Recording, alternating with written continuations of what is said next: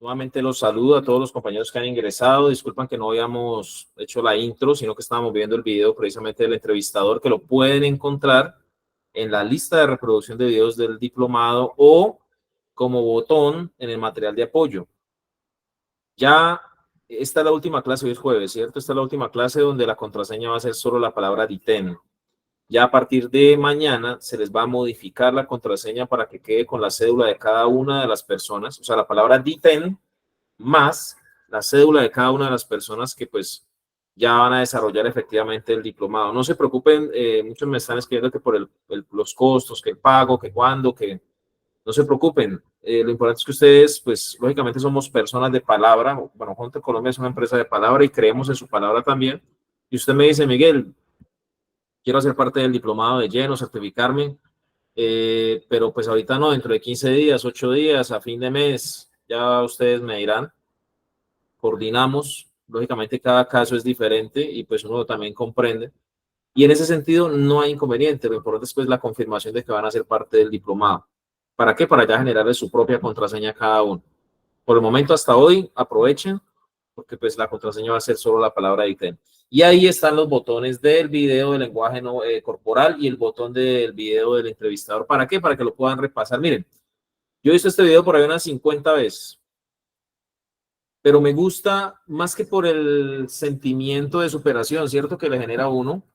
Me gusta porque hoy voy a recalcarles muchas cosas de las que vamos a ver en la clase y ustedes me van a decir, ay, sí, efectivamente lo que hizo el entrevistador está en las clases. Y yo me quedo aterrado, o sea, es como si el video hubiera sido diseñado para la clase. Al igual que la película, es que lástima no tener el tiempo para proyectarla y aparte de eso no tener un enlace pues fijo, seguro que les pueda dar la película de los sospechosos habituales. Qué película tan medida, tan exacta para esta clase de tipos de entrevistados que vamos a dar hoy, de ubicación de la entrevista, de contaminación, bueno, de todo lo que vamos a ver. Se la recomiendo, por favor, busquen un enlace que ustedes pues, puedan ubicar de confianza y véanse. Sospechosos habituales. Qué buena película para completar específicamente lo que vamos a ver en la clase de aquí en adelante, casi que todo. Entonces, con esta intro, ¿alguien más? ¿Alguna observación del video? ¿Dos personas más para continuar? Zoraida. Gracias, comandante. Sí, señor. Bueno, la interpretación que yo le veo al video, poniéndolo a nuestro contexto, es las habilidades que se pueda tener como entrevistador, ¿no? Pues muchas veces uno como que desconfía o no muestra las habilidades y las aptitudes que pueda tener para crear empatía y crear confianza al entrevistado. Ahora, desde el punto de vista del entrevistado, pues como es el entrevistador me creó a mí esa empatía, pues yo le puedo dar aportes positivos. Eso es lo que me puede generar una entrevista como entrevistador o del punto de vista del entrevistado. Excelente, Zoraida, muchas gracias. Otra persona más y ya para continuar.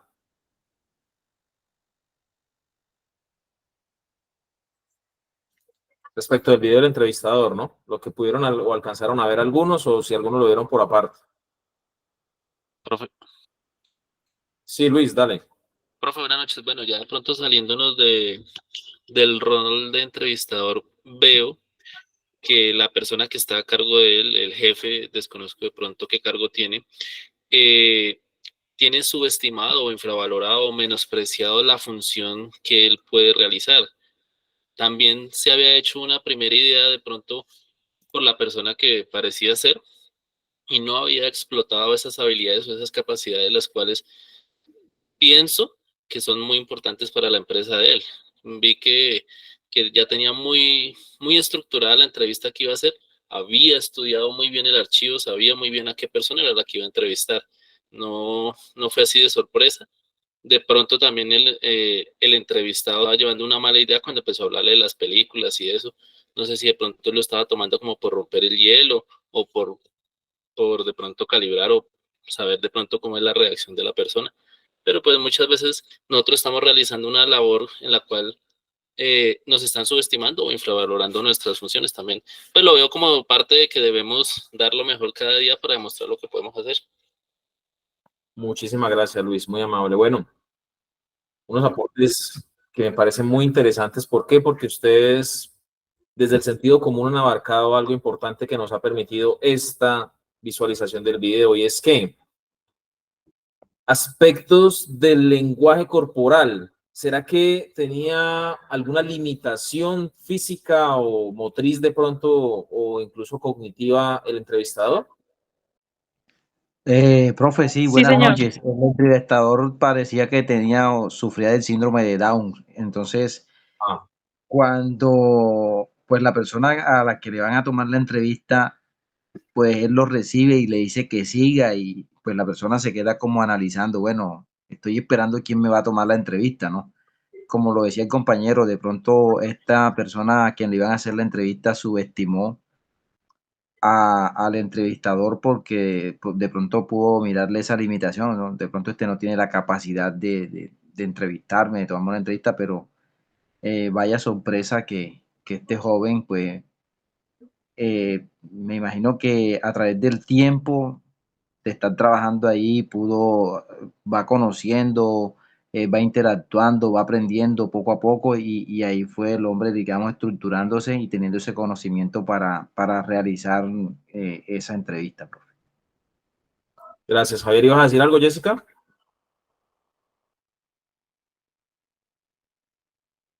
No, no, señor, profe. Bueno, entonces miren, ¿cómo compensó él esa limitación que tenía efectivamente, que es visible, es palpable? ¿Cómo la compensó él?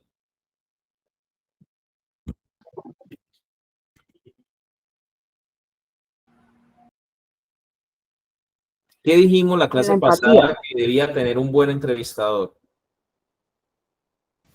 Un buen rapport. Dominio y conocimiento del tema, Buen rapport, en dominio y este caso de conocimiento la del persona que iba a tema. ¿Qué entrevistar. más? La vestimenta, ¿cómo era? La presencia, la apariencia. Pulcra. Tiene que ser pulcra, adecuada. Ajá. A pesar de su, digamos, limitación cognitiva, ¿cómo era su forma de expresarse? Seguro de sí mismo. Seguro. Seguro. ¿Y el dialecto?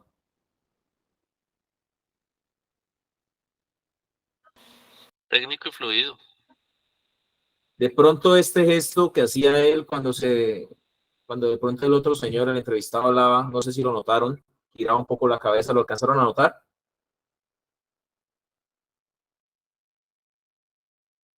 Sonreía, hablaba sobre cosas positivas o alegres o animadoras.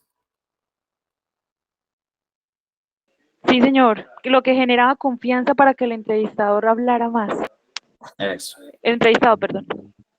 Entonces, miren, lo que les digo es que las coincidencias son brutales, como si el video prácticamente hubiera sido enviado para esta clase.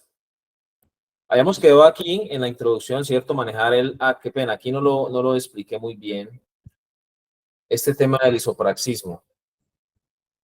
Decía la diapositiva que de pronto no alcanzamos a explicar completamente, y hablábamos del temperamento de la persona y del carácter. Y yo quiero que esto nos quede muy claro, aunque muchos lo conocen, pero quiero que nos quede claro para todos, porque de pronto algunos no lo tenemos muy claro. ¿Qué o cuál es la diferencia entre carácter y temperamento?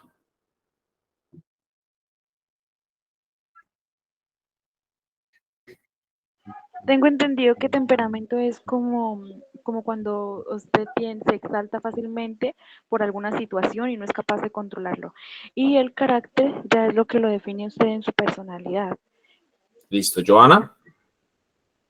Sí, eso, que el carácter va ligado a la personalidad y no sé la palabra, va ligado al temperamento, al momento al momento que lo suscita. Eso. Entonces, carácter es los rasgos que definen su comportamiento, ¿sí? Y que vienen de su personalidad. ¿De qué se construye el carácter? De dos componentes muy importantes, genéticos heredados y adquiridos o moldeados.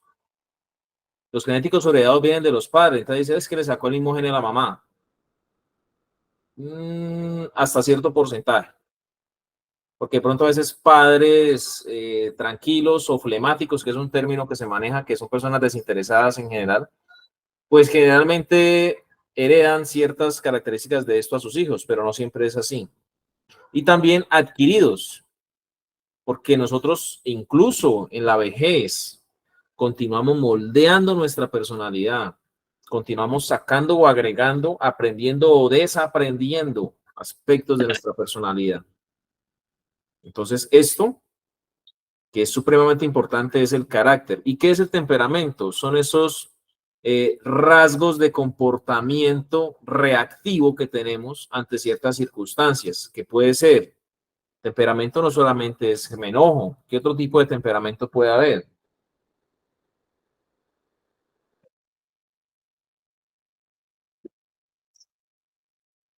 ¿Será que una persona muy nerviosa, una persona que llora con facilidad, una persona demasiado alegre, ¿sí?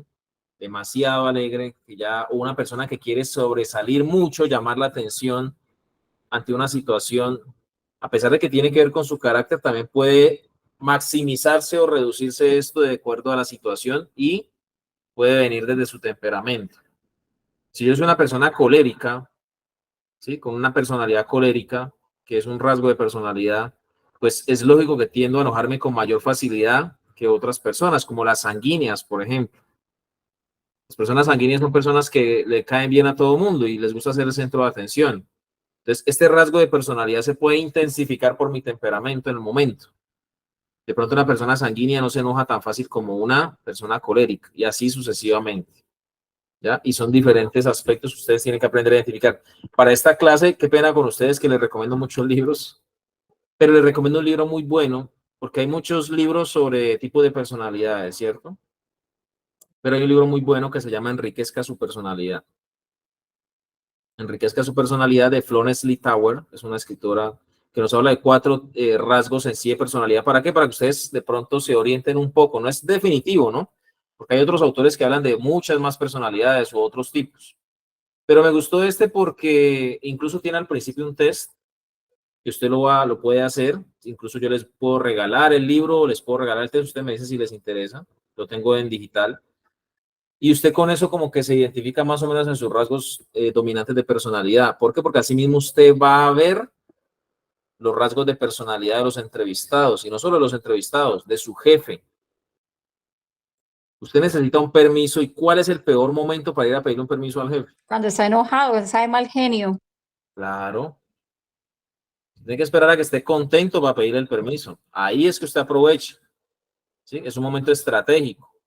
Entonces, si usted identifica que su jefe es una persona con un temperamento o una personalidad colérica, y en este momento le llegó una mala noticia en este momento y usted necesita un permiso, pues no se meta ahorita porque lo más lógico es que ni siquiera no lo va a dejar ni hablar, mejor dicho. Entonces, son cositas que le van a ayudar a usted, igual con los entrevistados. Igual con los entrevistados, igual con la gente en la calle, igual con muchas cosas. Como les digo, no es un libro definitivo, pero es muy bueno, es corto, también igual que el otro de la Enriquezca su personalidad, es como de 100 hojas. Y me parece que esos 4 rasgos de personalidad son muy interesantes. Les adelanto un poco. Habla de la personalidad sanguínea.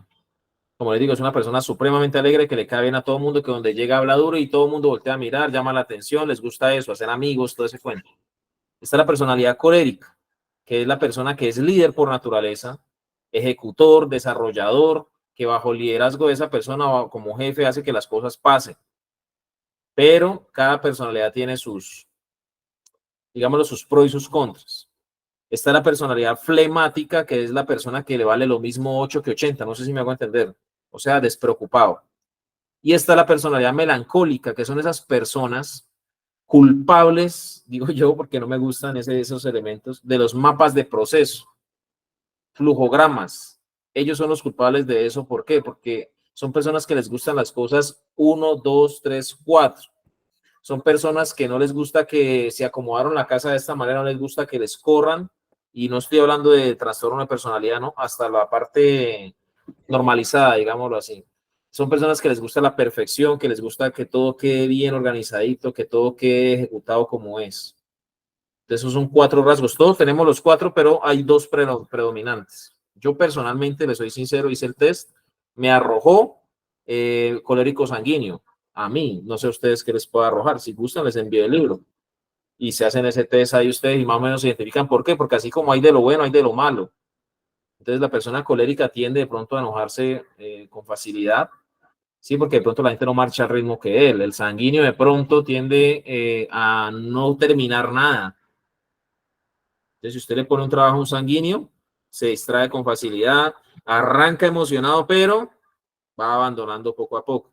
Entonces, contrastar una cosa con la otra. Por ejemplo, los melancólicos no les gusta salir a hacer exposiciones ni que los reconozcan en público. Y así sucesivamente.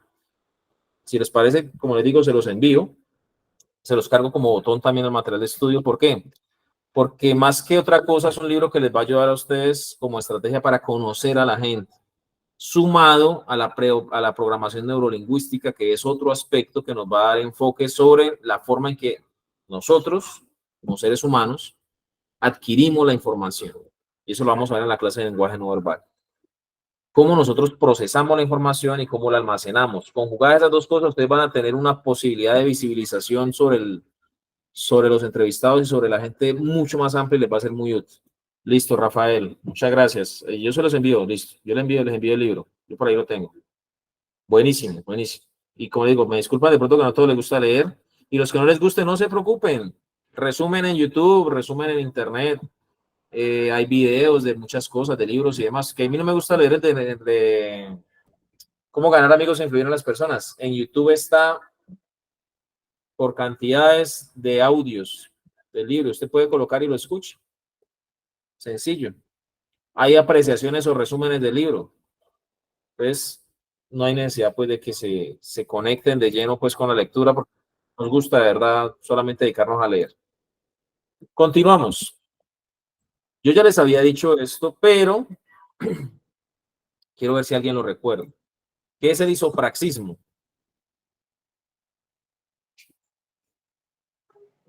Profe, el isopraxismo es como cuando uno se mira en el espejo, profe. Cuando se mira en el espejo, o sea, O sea, por ejemplo, cuando cogemos las dos manos, las dos manos y las colocamos una frente a la otra. ajá. Y Pues es como si nos viéramos reflejados allí en esas imágenes. listo. ¿Y con el entrevistado qué sería el isopraxismo entonces? Profe, sería Como como imitar la la postura empatía, ¿no? corporal. ¿La qué? Como la Perdón. empatía. Empatía, listo. A ver, ¿qué más? Imitar la postura corporal. Imitar la postura corporal. Muy bien. Sí, señor. Ambos tienen razón. Entonces, la empatía no solamente se adquiere sonriendo y siendo amable. Yo debo ser capaz de observar el comportamiento no verbal que tiene la persona. Y a la vez, de manera no inmediata, ¿no? No estoy mirando, por ejemplo, que Santiago está con una postura, entonces yo no estoy me acomodo igual, no. Debo ser capaz de progresivamente y desapercibidamente, digámoslo así, ir asumiendo la misma postura. ¿Sí? Ir asumiendo la misma postura. ¿Para qué? Para irme condicionando a su lenguaje no verbal de tal manera que no nos comuniquemos solo con palabras, sino corporalmente. ¿Y qué sucede? Que con el tiempo usted puede hacer una contraverificación que yo ya les había explicado. ¿Y cómo es? ¿Quién me dice de pronto cómo es esa contraverificación? Primero yo asumo el lenguaje corporal de la persona y después ¿qué hago?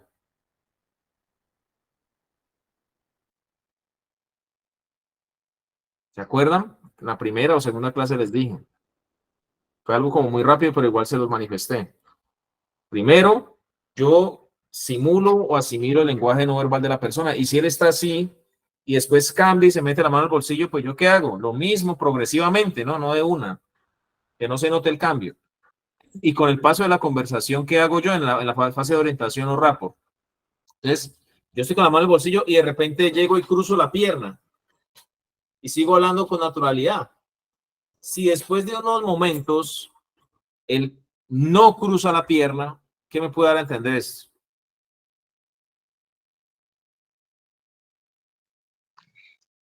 Que no están hablando el mismo idioma. Es que no estamos hablando el mismo idioma. Pero si él cruza la pierna, ¿qué da a entender? Que está prestando atención está concentrado en la entrevista. Que está, como dijo nuestro compañero, hablando en nuestro mismo canal, podemos decir así. ¿Qué más? ¿Cómo más verifico yo si nos estamos comunicando? Yo estoy hablando de pronto duro y en algún momento bajo un poco el tono de la voz. ¿Qué sucede cuando yo bajo el tono de la voz? ¿La persona qué hace? También baja el tono de voz. Bueno, es una, pero aparte de eso, si estamos hablando, yo bajo un poco el tono de la voz para poder, si la persona está interesada o comunicándose, está metida en el cuento de la entrevista, ¿qué va a hacer? Le dice que alce un poquito más la voz, profe. Bien, Trata de o acercarte un poco más. Se acerca. inicialmente eso es lo que yo tengo que verificar. Yo no puedo esperar hasta que él me diga, oiga, pero suba la voz. No. Yo tengo que mirar primero, eso es imperceptible, o sea, es casi inmediato. Yo estoy hablando y bajo un poco la voz, entonces, ¿qué va a hacer? Este movimiento, ladear la cabeza un poco. ¿Sí lo han visto? Cuando ustedes hablan con algunas personas, ustedes para poder escuchar mejor, uno ladea la cabeza. Y cuando usted está saludando a la persona en el momento de la introducción de la entrevista, del saludo y demás, usted debe hacer este gesto para que él vea que usted está interesado. O sea, él no va a decir, ay, este está ladeando la cabeza, me está poniendo cuidado. No. Inconscientemente, como su cerebro en su parte de comunicación no verbal, le da a entender a él que lo que está diciendo le parece interesante a usted. O sea, que está siendo escuchado. Y por lo tanto, inconscientemente, él va a mostrar más interés también en la entrevista. Por lo tanto, si usted logra que él haga este gesto o ella haga este gesto, pues excelente. Y lo vamos a ver en lenguaje no verbal. Si en vez de hacer este gesto, hace este gesto, o hace este gesto, ¿qué sucede? ¿Se interesó? Que no tiene interés. Y por lo tanto, pues yo estoy perdiendo el tiempo. Estoy hablando con una pared. Ustedes han bailado, yo creo que son buenos bailarines todos, ¿sí o no? Y bailarinas. ¿Qué tal cuando uno sale a bailar con alguien con el que no se lleva el paso? Incómodo, Aburre. incómodo. Súper incómodo. ¿Adivinen qué? ¿Usted le ha tocado salir a bailar con una persona, digamos, mujer, con un hombre que le gusta mucho, o un hombre con una mujer que le gusta mucho en la rumba, en el baile o algo, y tiene ese pasito maluco, muy acelerado, muy lento? ¿Y usted qué le toca hacer? Rogar que se acabe la canción rápido. Mirar hacia los pies para seguirle el ritmo. Eso, Rafael. Hay dos opciones. Una, ¿sí? Hay dos opciones. Una, o usted, precisamente como dijo Zoraida, pues rogar que se acabe la canción y padecer. Ya usted no va a disfrutar el disco, usted va a padecer el disco. O dos, doctora María Eugenia, ¿te conectaste, cierto? Buenas noches, discúlpeme la hora. No, tranquila, muchas gracias, mucho gusto. Entonces, miren, ustedes o padecen el disco, estoy haciendo la analogía, o padecen el disco, o sea, o sufren la entrevista, o la disfrutan. Y para poder disfrutar o sacarle provecho, mejor dicho, porque usted, si usted es como dijo Rafael, que no ruega que se acabe el disco, sino que le coge el paso o trata de coordinar, es porque usted está buscando algo, ¿sí o no? Si usted no tiene ningún interés, usted ruega que se acabe el disco, pero si usted necesita o está buscando algo o quiere algo con la persona, pues usted se aguanta y le coge el paso. Adivinen quiénes son ustedes en la entrevista. Los que tenemos que coger el paso, ¿no? Exacto. Les tocó coger el paso. Y a veces les toca bailar con la más fea. Fea. O el más feo, ¿no? También. Pero los feitos también tenemos derecho. Entonces, ¿qué sucede? Que ustedes tienen que ser esa persona que se amolde al otro. Pero a la vez tienen ustedes que empezar, ¿sí? Digamos lo que ustedes están así.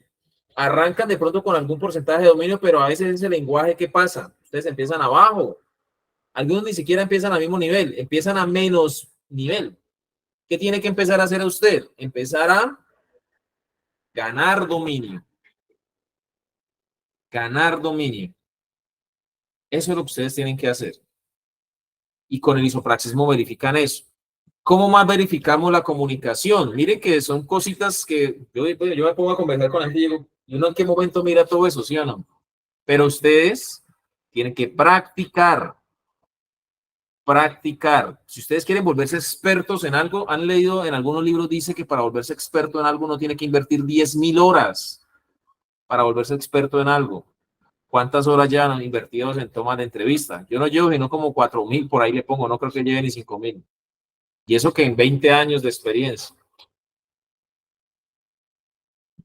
Métanle práctica, pero práctica consciente. ¿Sí? Práctica consciente. Porque un trago lo sirve cualquiera, pero un bartender que haga show con el trago y todo, no lo hace cualquiera. Entonces ustedes, al momento de, o incluso bailar, sale cualquiera a dar los pasos, pero el que saca los pasos prohibidos, pues que le llaman, los bailarines expertos, esos ya no son cualquiera. Y para poder haber sacado esos pasos que tienen que haber hecho, practicar. Dijo por ahí Bruce Lee, no le teman al hombre que practica 10.000 puños. Témanle al hombre que practica un puño 10.000 veces.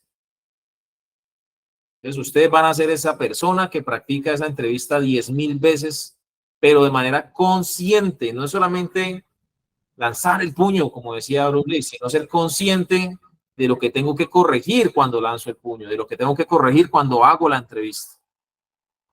Bueno, esta entrevista me voy a enfocar porque es difícil que ustedes apropien todo de una vez. Y yo los comprendo. Ustedes dirán, este man está loco. ¿Qué espera? ¿Que nos volvamos qué o qué? Máquinas. Claro, yo los entiendo. Pero entonces, digamos, usted entra a esta entrevista, como dijo Javier Nelson hace unos días, en esta entrevista que tomen próximamente se van a enfocar en el isopraxismo. Enfoquémonos en eso. ¿Por qué? Porque es fácil, porque no solamente se dan entrevistas, cuando estemos con los amigos tomando tinto, cuando estemos hablando con el jefe, verifiquemos el isopraxismo de manera consciente. Y no una vez, unas 4, 5, 10, 20, 30 veces, hasta que lo adquiramos como práctica consciente. Y después de eso, pero no solamente lo del movimiento, que si cruzó los brazos, no, acuérdense. Entonces, primero, verificar si me está escuchando, bajo la voz, modifico la postura a su postura y después verifico la contraverificación. Y por último, la respiración. Más o menos, equiparamos el nivel de respiración al nivel de la otra parte. ¿Para qué? Para igualar la comunicación. A veces las personas, como están nerviosas, o respiran muy rápido, ¿sí? O respiran nerviosamente, entrecortado incluso. Entonces, ustedes primero tratan de asimilar su respiración y segundo, ustedes van controlando, inconscientemente pasa esto, hagan el ejercicio, con su respiración van controlando la respiración de la otra persona. Ya ustedes lo traen a su nivel. Y ahí, con esos 3 puntos de isopraxismo de verificación, se van a dar cuenta ustedes. ¿Sí me hice entender? Sí, señor. Claro que sí. Espero que les sea útil. Como les digo, no tienen que aprenderse todo de memoria. Vamos practicando cositas, vamos practicando cositas. Todo no se aprende de una sola. Roma no se construyó en un solo día, pero sí se construyó y para construirla tuvo que hacer algo. Entonces, enfoquémonos en pocas cosas, pero de manera constante. ¿Listo? Lento, pero sin pausa, mejor dicho. Seguimos. Calibre el lenguaje no verbal. Les decía yo a ustedes creo que en la primera clase, resulta que yo soy una persona que le gusta hacer esto. Digamos. ¿Sí? O las mujeres, por ejemplo, tienen la costumbre de hacer esto en el cabello. Algunos hombres tienen la costumbre de pasarse la mano por la frente, por acá. ¿Qué más? ¿Qué otros ejemplos? Díganme. De movimientos repetitivos inconscientes. Tocarse una oreja. Sí, señor. Tocarme la oreja. Morderse los labios. Morderme los labios. ¿Qué más? Tocarse la nariz. Bueno, yo les voy a mostrar en la clase de lenguaje no verbal la diferencia sobre esto, sobre estos tipos de movimientos. Tocarse el mentón, dice por ahí Joana. Sí, señor, señorita. ¿Qué más? Miguel, mover la pierna, ¿no? Hay personas que son desesperadamente molestas cuando mueven la pierna. Exacto, sí, exacto. O con los dedos, ¿cierto? Le pegan a la superficie del escritorio. Incluso algunos tararean canciones con los dedos. Están sacando su parte auditiva en ese momento. Es un nivel de desestrés. Miren que hay movimientos repetitivos, de manía, digámoslo así, inconscientes, que efectuamos. Algunos son por apaciguamiento, otros son por estrés, otros son por aburrimiento, pero el movimiento nos transmite algo. Y entonces yo le pongo un ejemplo. Si yo llego a la entrevista, ¿sí? Y todo el tiempo estoy así,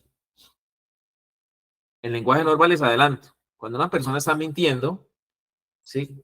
La nariz es un órgano eréctil. La nariz se hincha, se llena de sangre. Cuando estamos mintiendo, la nariz se llena de sangre y por lo tanto, cuando la sangre llena un órgano, un músculo, o en este caso la nariz, pica. La nariz pica. Entonces, ¿qué pasa? Que pues yo me rasco la nariz, ¿cierto? Me rasco la nariz. Pero desde que llegué saludando. ¿Y entonces usted qué me va a decir de una vez? Ve, mentiroso. Ya me va a mentir, hermano. Ni siquiera hemos empezado y ya va a empezar con las mentiras. No, pero ¿cómo así? No, yo me vi el programa ese de Lie to Me y ahí dicen lo de la nariz. Yo hice el diplomado y en el diplomado dijeron, Miguel dijo que él era un mentiroso, que la nariz era un órgano eréctil.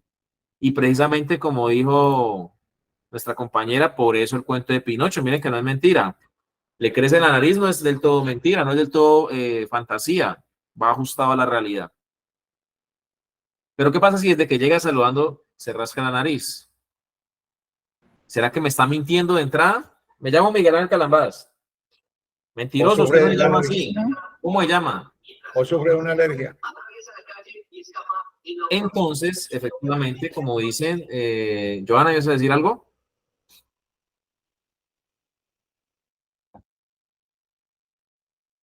Yo creo que lo resumieron, ¿cierto? Lo resumieron ahí. Y es que puede ser otra situación o puede ser un ademán. Entonces, ¿qué es la calibración del lenguaje no verbal? Mirar precisamente esos rasgos de lenguaje corporal que tiene acostumbrados a realizar para después ¿qué? ¿Qué observo yo? O sea, ¿qué es lo que yo tengo que mirar cuando estoy analizando ya la entrevista? ¿Qué tengo yo que mirar cuando estoy analizando la entrevista? Ya en el relato, en las preguntas y eso. Aprendas esta palabra. Cambios. Desde ya les adelanto, es ¿cómo llamamos ahí? Como un chancuco, pues, para la próxima clase, las de lenguaje no verbal. Pero usted no observa si hay o no hay lenguaje. Usted observa ¿los qué? Movimientos. Cambios. Movimientos. Como las reacciones. Cambios o reacciones. Cambios o reacciones. A veces de pronto en el preguntado que usted le está haciendo, ahí es cuando más se va notando ese lenguaje no verbal, ¿no? A ciertas preguntas, entonces uno ahí es donde tiene que empezar a tener muy en cuenta ese lenguaje no verbal. Efectivamente, les voy adelantando eso, pero ¿por qué? Porque aquí nos habla de calibrar ese lenguaje no verbal. Yo sé que la persona cuando está, como dice nuestra compañera, dependiendo del contexto, ¿no? ¿Por qué? Porque la entrevista de por sí es una situación de estrés y eso genera ciertos movimientos involuntarios en la persona, pero no quiere decir que me esté mintiendo. Lo que yo voy a observar es si esos movimientos se intensifican o desaparecen. ¿Por qué es tan importante la presencia del lenguaje no verbal como la ausencia del lenguaje no verbal? Importante las dos. Entonces el señor se rasca la nariz y cuando yo le hago la pregunta, hizo una pausa. ¿Qué me da a entender eso? Lo vamos a ver en el lenguaje no verbal. Pero sí hubo un cambio, o sea, no sé si simplemente se rascó, sino que hubo una pausa. Pues está hablando y yo le hablo y... O sea, hay modificaciones en su lenguaje. Eso es lo que yo tengo que observar. Ahora, practiquen. Practiquemos. Mírense al espejo. Miren que a veces tenemos comportamientos y en lenguaje normal se van a dar cuenta que ciertos comportamientos, estas cosas así, dan a entender mucho en una entrevista. Y entonces, si usted está entrevistando, tiene que mirar usted cómo se expresa, cómo habla, movimiento corporal, tiene que mirar todo. ¿Para qué? Para que usted vaya, y esto no le va a servir, solo recomiendo yo en la realidad de audiencias, solo para la entrevista, le va a servir para hablar en cualquier espacio en público. ¿Para qué? Para que usted realmente sea alguien que transmita información, pero también que las personas se sientan a gusto cuando usted les está hablando. Entonces, practiquen, hagan el ejercicio del espejo, no es mentira. Miren, como dijo el Chapulín, todo debe estar fríamente calculado, aunque existe la posibilidad de la ley de Murphy, ¿no? ¿Sí saben cuál es la ley de Murphy?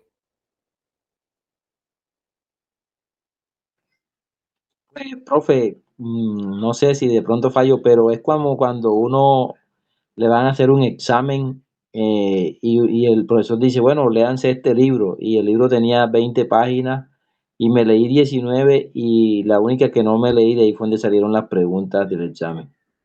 El examen siempre es de lo que usted no estudió. Si algo puede salir mal, saldrá mal. Eso dice José, si pensamos que algo nos va a ir mal, va mal. La foto más fea, la de la cédula, me dijeron por ahí en un curso, esa no es ley de Murphy, eso ya es algo ya como más coloquial de nuestro país. No, es eso, que si algo puede salir mal, saldrá mal. Precisamente por eso es importante esta clase, la planeación y la preparación. Dice Miriam, cuando sobrepiensa mucho las cosas y suceden, o sea, si pensamos mucho en algo malo, va a pasar, atraemos las cosas. Bueno, también tiene razón Miriam. Efectivamente. Por ahí dicen que ley de Murphy, la que me gusta, le gusta a otro, ¿sí? No sé si han escuchado, la que me gusta siempre le gusta a otro. Ley de Murphy, no, eso ya son costumbrismo, bueno, como referencias que manejamos acá en Colombia. Leas de la ley de Murphy, por ahí la van a encontrar en internet. Son algunas hasta chistosas. Eso. Siempre se cae la mantequilla del pan, ¿cierto? Cositas así, leyes de Murphy. Leyes de Murphy. Entonces, para evitar esas leyes de Murphy o minimizarlas, recuerden que en las empresas, incluso en seguridad y salud en el trabajo, los que han hecho estas capacitaciones, nunca se trata de eliminar los riesgos porque es imposible eliminar los riesgos. Lo que uno hace es minimizarlos al máximo.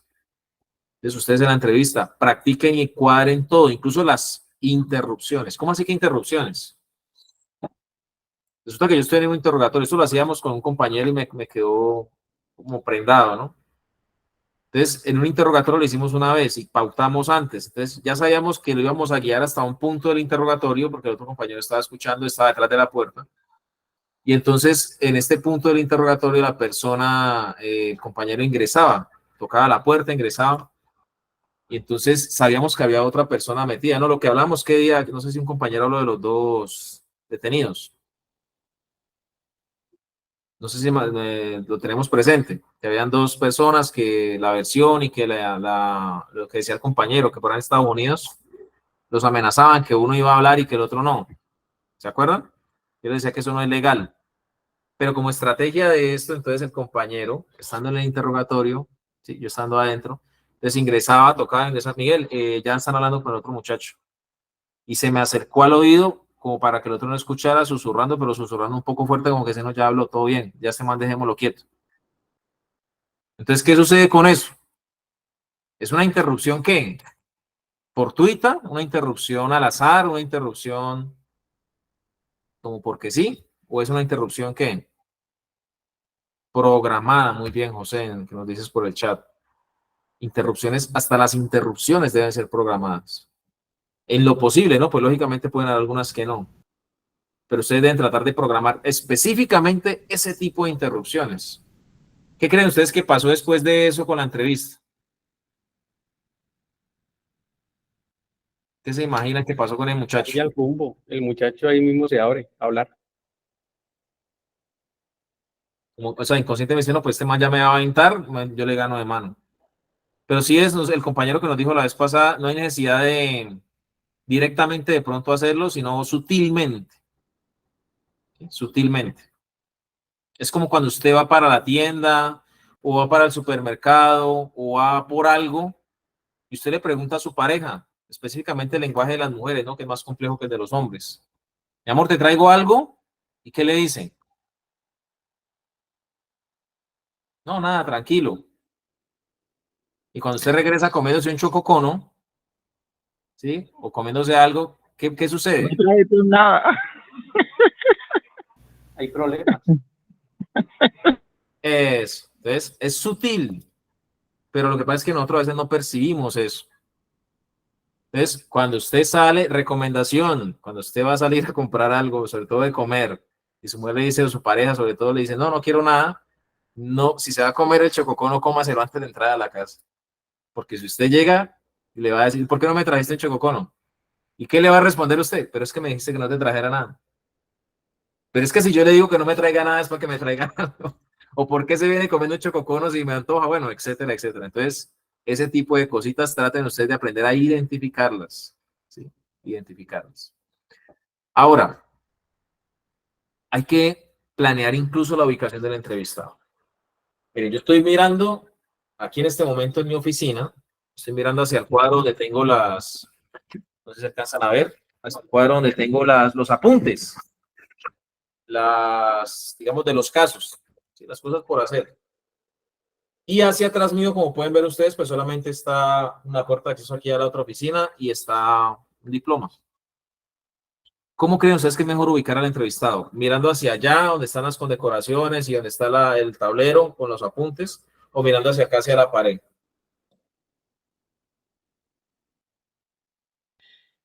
Hacia donde están Profe, las condecoraciones. Hacia donde están las condecoraciones. ¿Qué dices, Joan? profe, hacia la pared para que no se distraiga, diría yo aquí, ¿no? Bueno, ¿quiénes han hecho polígrafo? Alguno que haya hecho polígrafo. Cuando uno va a hacer polígrafo, lo sientan a uno y detrás del entrevistador, ¿qué hay? Una pared blanca. Eso, una pared blanca. ¿Para qué? Para que no le dé tiempo a usted de pensar o distraerse. Entonces, ¿dónde ubicamos al entrevistador? Ahora, si, por ejemplo, aquí está la puerta, diagonal a mí, yo tengo las dos sillas, como ustedes pueden ver acá al frente, y las personas que vienen acá, que nos reunimos para entrevistar, porque reuniones no hacemos aquí casi, las reuniones las hacemos en la sala de juntas. Pero cuando aquí sobre todo tomamos entrevistas o atendemos clientes, si la intención es que el cliente de pronto le llame la atención a nuestra oficina y demás, pues uno coloca la silla de tal manera que de pronto pueda mirar la oficina en general. Pero cuando son entrevistas directamente los coloco aquí diagonal de frente, no de frente, sino diagonal así, hacia un lado, para que queden mirando hacia allá. ¿Por qué? Porque yo necesito es que no se me distraigan. Es una ubicación estratégica. Ahora, si usted lo va a colocar la silla hacia que el rostro del entrevistado quede hacia la puerta, peor. Y si la puerta está abierta, aún más. O sea, no la puerta nomás, sino la puerta de salida, pues, de la oficina o del sitio donde lo van a entrevistar. Aún más, ¿por qué? Porque él se va a distraer con todo el que pase, con todo el que de pronto vaya a traer otro entrevistado, etcétera, etcétera. Entonces, esta ubicación del entrevistado debe ser estratégica. Estratégica. Ahorita miramos las ubicaciones de los entrevistados. Nunca hay una segunda oportunidad. ¿Para qué? Gracias, Rafael. Claro, todo muy bien. Nunca hay una segunda oportunidad para generar una buena impresión. primera impresión. Con la primera impresión es con lo que usted se queda. Con la primera impresión es con lo que usted se queda. Por lo tanto, usted debe generar una buena primera impresión. Una buena primera impresión. Yo les comento, les confieso algo. Yo soy kinestésico, que lo vamos a ver en programación neurolingüística. Me considero que más kinestésico pues porque me gusta mucho el deporte. Entonces, las personas generalmente que les gusta bailar, que les gusta el deporte, el teatro, son personas más kinestésicas. O sea, nos gusta más hacer, ¿sí? Que de pronto ver o escuchar. Entonces, ¿qué sucede? Que para nosotros es más interesante, como más acostumbrado la comodidad. Por lo tanto, yo no acostumbro a utilizar camisas por dentro. ¿Sí? No acostumbro a utilizar camisas por dentro y casi que los zapatos de material cuando me toca. ¿Por qué? Porque no sé si le pasa que algunas personas se apretan, yo ando con los zapatos flojos. Hay gente que se coloca los zapatos que prácticamente se va a ahorcar los pies y yo los digo, pero ¿cómo hacen para andar con los zapatos? Bueno, andar no. ¿Cómo hacen todo el día para estar con esos zapatos? Yo siento que el cordón del zapato me quedó mal acomodado y me talla. El cordón flojo, porque soy más kinestésico. ¿Ya? Entonces, ¿qué sucede? Que eso a veces juega en contra. Se lo digo como manera de aprendizaje. Porque usted necesita dar una buena primera impresión. Y yo, por ejemplo, ando con la camisa por fuera. Pues en ese momento, ¿qué debo hacer? Si necesito una entrevista de trabajo, una reunión o algo, ¿qué debo hacer? Pues organizarme y acomodarme la camisa por dentro. Si va a ser camisa por fuera, pues debe ser de un tipo de forma de vestir que vaya de acorde con la camisa por fuera, pero que sea elegante, que sea al menos buena presencia. Entonces, nunca hay oportunidad para generar una buena primera impresión. No hay segunda oportunidad. Den esa buena primera impresión. Estén pendientes. ¿Del qué? ¿Del qué? Del mal aliento. De si está, o sea, por ejemplo, hay gente que va a trabajar, sobre todo en tierra fría, sin bañarse. Bueno, eso pasará de pronto en su oficina, pero usted va a atender a alguien que por lo menos ir a acomodar, no sé, pues qué tiene que hacer, pero eso se nota, ¿sí o no? Entonces, usted tiene que dar una buena primera impresión. ¿Cómo se da una buena primera impresión? Recomendaciones generales, porque ya lo demás es propio, ya no puedo entrar en su vida privada. ¿Cómo se da una buena primera impresión? Sonría. ¿Pero sonría qué? Natural. No sonría fingido. No como las fotos que te toman, ¿no? Sonríen y ahí. No, la sonrisa original, la sonrisa real requiere de algo muy importante y es que, pues yo no tengo problema porque ya tengo los ojos achinados, pero la sonrisa real que hace una persona requiere que los ojos se arruguen un poco para poder que la sonrisa no solamente es con la boca, es con los ojos también. Entonces tengan eso en cuenta, la sonrisa. Flash de cejas. ¿Qué es el flash de cejas? Esto. Buenas, ¿cómo me le va? Mucho gusto. No sé si me están viendo de pronto. Ahí, flash de cejas. Buenas, ¿cómo me le va? ¿Sí? Sonrían. Eso causa admiración. Eso. Es diferente al flash de cejas cuando yo estoy sorprendido o estoy asustado. Es diferente. ¿Sí? Pero este flash de cejas rápido, pues, buenas, ¿cómo está? Mucho gusto, Miguel Ángel. Pues no van ahí todo el tiempo ahí con las cejas, no. Es solamente un momento, al momento de saludar. Mucho gusto, ¿cómo me le va? Esto, el flash de cejas. ¿Claro? ¿Sí me pudieron ver bien el movimiento? Sí, señor. Eso.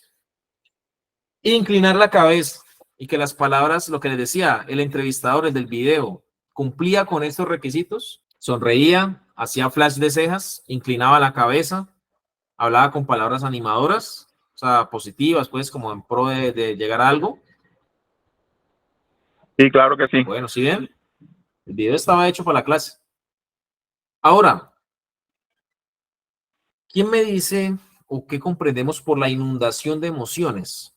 Es cuando de un momento a otro se generan varias emociones al tiempo, ¿sí? Varias emociones al tiempo, o sea, sentimientos encontrados. Sí, no me equivoco, profe.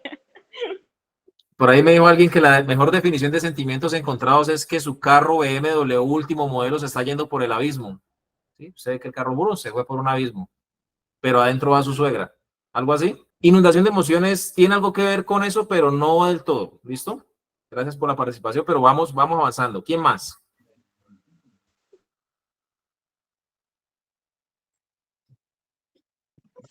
¿No será como una emoción que se siente exacerbadamente, ya sea negativa o positiva? Vamos bien, vamos mejorando. ¿Y quién siente esta emoción? Pues puede ser el entrevistado. Puede ser. Es él el que tiene que sentir esos cambios emocionales porque puede causarle alegría, llanto o cualquier otra situación, profe. Imposible, pues, que el entrevistador vaya a tener inundación de emociones. Ahí sí perdimos el año. Ahí sí empaque y vámonos. ¿Qué es la inundación de emociones? Resulta que a la señora le acaban de matar el hijo y ella presenció el homicidio. ¿Cómo creen que se siente ella? Y sobre todo cuando usted la va a entrevistar, ¿cómo cree que se siente? ¿Les ha pasado a ustedes que llegan a un velorio? Lastimosamente estas situaciones pues son malucas. Y los hijos del fallecido, ¿sí? Los hijos del fallecido están ahí, pues en el velorio, sí, ya han llorado, tienen los ojos hinchados, pero no están llorando en el momento. Y usted se acerca y le dice, hola, ¿cómo estás? No, pues la verdad, mi sentido pésame, lo siento mucho por tu pérdida, pues lo que siempre dice uno lastimosamente, ¿no? Esto para acompañarte, lo que te pueda servir. Y cuando esa persona lo va a saludar a usted, ¿qué pasa a veces? O la mayoría de las veces. Lo ignora. Rompe a llorar. Bueno, depende, hay algunos que están ensimismados, ¿no? Están bloqueados. Pero realmente la señora está tranquila, o sea, tranquila no, pues está ahí, pero no está llorando. Hola tía, ¿cómo estás? Que verdad que lo siento mucho, tía. Y ahí mismo te voltean a mirar, rompen en llanto. Eso es inundación de emociones. A la señora le acaban de matar el hijo. La traen ya a la patrulla, bueno, como sea, para la entrevista. Y usted se acerca donde ella ya digamos lo que está dolida, sí, está sufriendo, pero está en un punto muerto de llanto, no está llorando. Y apenas usted se le acerca, mi señora, vea, yo soy el investigador que va a investigar o va a adelantar el caso de su hijo. Y ella rompe a llorar. Rompe a llorar. Bueno, vamos a ver quién nos va a dar la respuesta. Andrés, ¿qué harías tú en ese caso?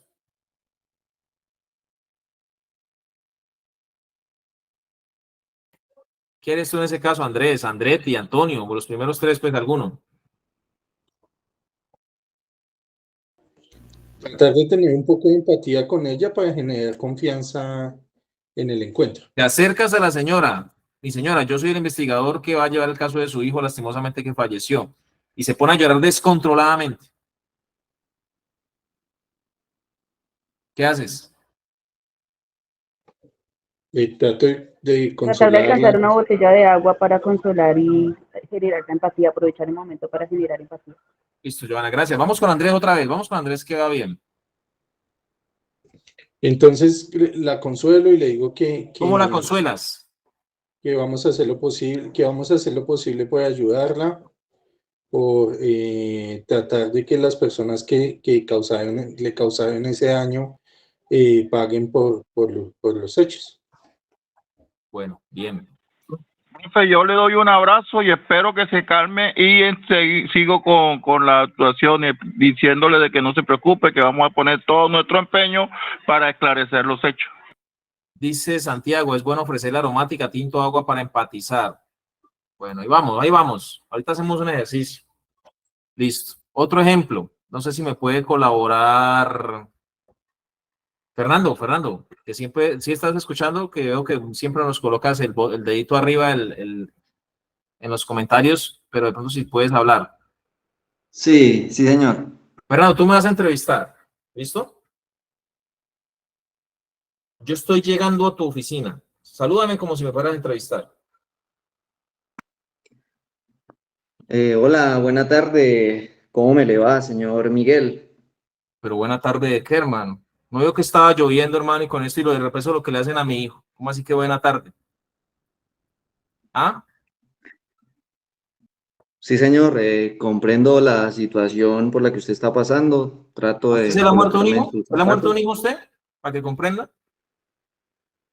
No, no, señor. Bueno, entonces Gracias a póngase Dios mis no he zapatos, pasado hermano, y pues de por algo repeso vengo a como la eso. entrevista, y aquí en la berraca entrada de su oficina no me dejan pasar, hermano, un berraco problema, no me dejan ni parquear el carro ni nada, hermano, yo no sé qué hacer. La verdad, ustedes no sirven es para nada, hermano. Sí, señor. Lamento pues la situación que usted está pasando. La verdad, disculpe pues por la situación allá en la entrada. Son cosas que a veces se nos salen un poco de las manos, pero pues aquí estamos para ofrecerle pues como tal la atención necesaria y brindarle pues como tal también el apoyo desde nuestra parte. Bueno, muchas gracias, Fernando. ¿Qué pudieron ver ahí? Profe, pues yo personalmente me sentí como contra las cuerdas, como dicen por ahí. Bueno, Pues un entrevistado que está pasando por una situación difícil. Y fuera de eso, pues nosotros tampoco como entrevistadores no tuvimos en cuenta de haberlo esperado, porque sabemos que está pasando por una situación difícil, que a veces lo colocan a uno pues entre la espada, como nos dábamos cuenta con el compañero que le atendía en ese momento. que al momento no encontraba como palabras para calmarlo. Y fue de pronto algo que nosotros como entrevistadores dejamos salir de las manos porque pues deberíamos de haberlo esperado para recibirlo, ¿no? Por la situación. Y fuera de eso, pues, ofuscado y preocupado por la situación de la muerte de su hijo. Entonces ahí es donde ya tenemos como que salir a tratar de calmarlo, a decirles que sabemos la situación por la cual está pasando, que nos disculpe, pues que nunca pensamos que iba a ocurrir esa situación en la entrada, que no volverá a ocurrir, que la situación es ayudarle, ayudar a hacer una buena investigación para poder esclarecer el caso. Lo trabajaría de esa forma. Listo, María Eugenia, muchas gracias. ¿Alguien más? Profe, se podría decir entonces que ahí pues también hubo falta de planeación.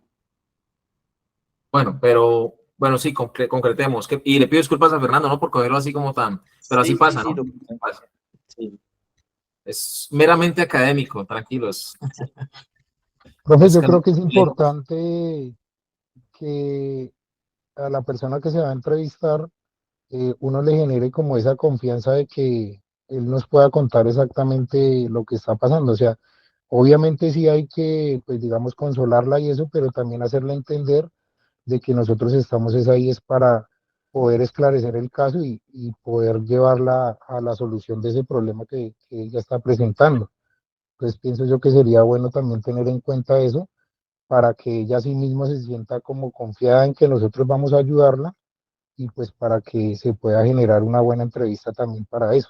Porque pues obviamente uno con el dolor y todo no quiere saber de nada, pero entre eso Eso, también quiere esa es la como palabra clave, esclarecer eso. Antonio. Sí. Esa es la frase clave. Vuelve y repítelo. ¿Uno con el dolor qué?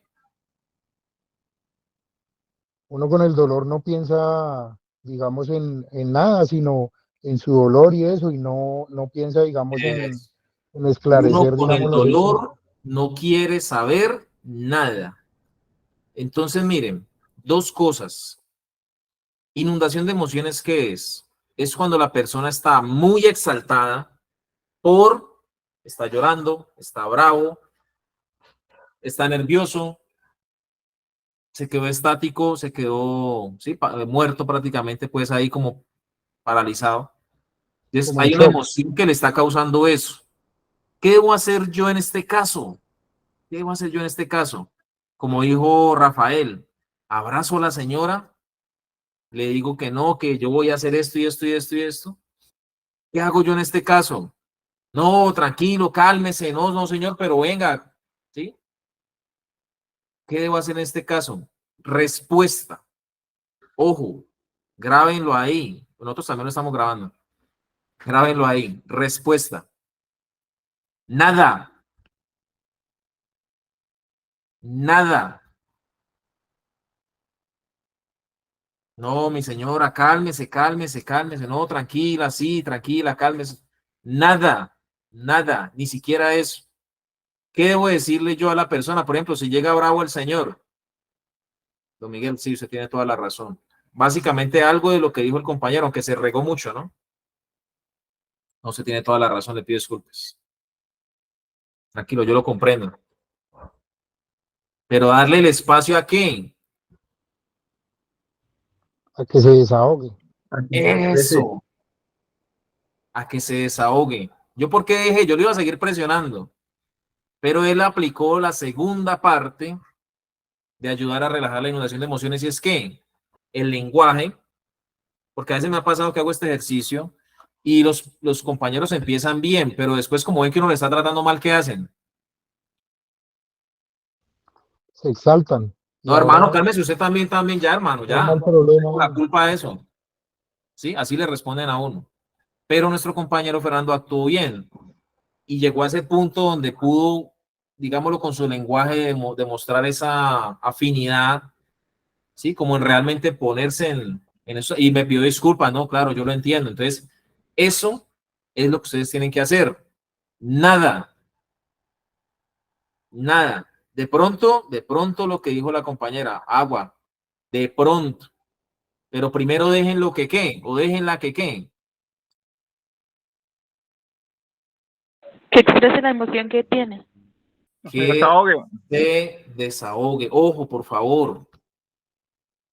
Desahogarse. Generalmente, ¿sí? Un desahogo, cuando yo estoy llorando o estoy bravo, ¿será que yo duro bravo 1 hora, alegando y gritando, o llorando 1 hora?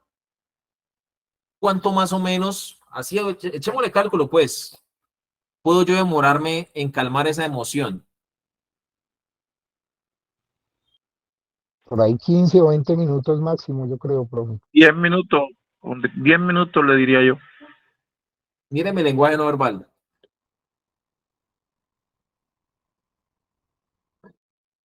Menos. 5 minutos más o menos. Más o menos 5 minutos es lo que le toma a una persona. Algunos más, un poquito más, no, claro, hasta 8, 7, 10, bueno, listo. O algunos menos. Calmarse. Si la señora está llorando, ¿qué hace usted? Mi señora, tranquila, desahógese, la comprendo.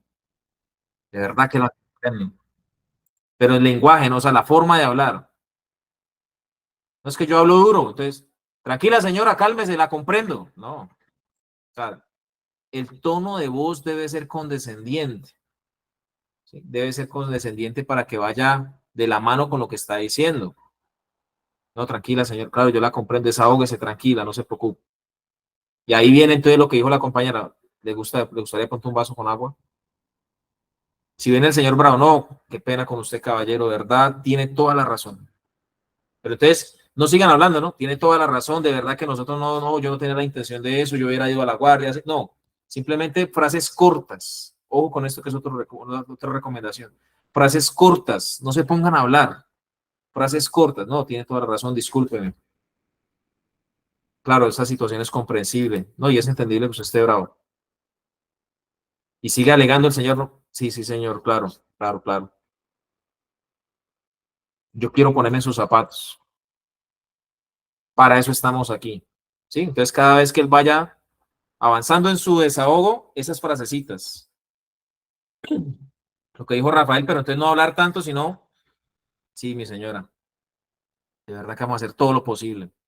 Y tienen que pagar, tenemos que capturarlos. Así, a las frases cortas. Y Irle entonces con generando eso confianza a esa va persona. bajando la inundación emocional. ¿Sí, señor Antonio? Irle generando también la confianza a esa persona, lo que yo le decía a su merced, para tratar de generarle esa confianza, lo que dice usted, digamos, vamos a hacer todo lo posible para poderle ayudar, solucionar eso, tienen que pagar eso, pero pues en frases cortas, lo que dice usted, profe. Eso, con frases cortas. Y la inundación emocional va a ir mermando. Hagan el ejemplo, hagan el ejercicio y se van a dar cuenta. Pero ¿sabe cuál es el problema? Que hablamos más de lo que escuchamos. Ese es el problema. Hablamos más de lo que escuchamos.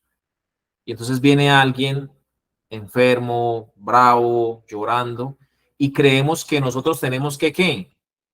Calmarlo o calmarla. No. El llanto es una medida de autoprotección del cuerpo. ¿Para qué? Precisamente para desahogar esa inundación emocional. La rabia, sí, claro, es una medida de reacción, pero también es una medida de polo a tierra para desahogar esa energía. Entonces, si usted le sigue echando leña a la candela, no, señor, pero cálmese, claro, no, yo no entiendo, pero tampoco tiene que venir a gritar acá. ¿Qué va a pasar? Va a alterar más la persona y va a alzar más la voz. Eso. Lo va a alterar más y va a alzar la voz. Es que estos ejercicios son tan buenos. Yo lo hago a veces en las entrevistas físicas cuando hacemos el seminario físico y les pongo un abogado de esos bien canzones a los entrevistadores. Y en algún momento el abogado se emberraca y empieza a alegar. Entonces el entrevistador generalmente se emberraca también y salen casi que a las manos. Pues no por ver que la gente se vaya a las manos, sino por ver cómo es que van a trabajar los muchachos. Y después hacemos el ejercicio con otros muchachos, ¿sí? Y le ponemos un abogado así bien jodido, una persona que sea bien azarosa y que se emberraque por nada, y les enseñamos a esto, y la reacción, o sea, se queda como que la persona sin armas, porque bien lo dicen por ahí, para pelear se necesitan 2. Entonces, usted no tiene que hacer nada, simplemente frases cortas, asienta con la cabeza, claro, lo entiendo, la entiendo. Tiene toda la razón. ¿Sí? Y haga pausas, escuche, sigue la persona, de verdad quiero ponerme en sus zapatos. Sigue la persona alegando, ¿sí? Usted no está, usted está usted está zen, ¿sí? Usted está tranquilo. Sigue alegando, déjelo que se desahogue. No, claro, así tiene que ser.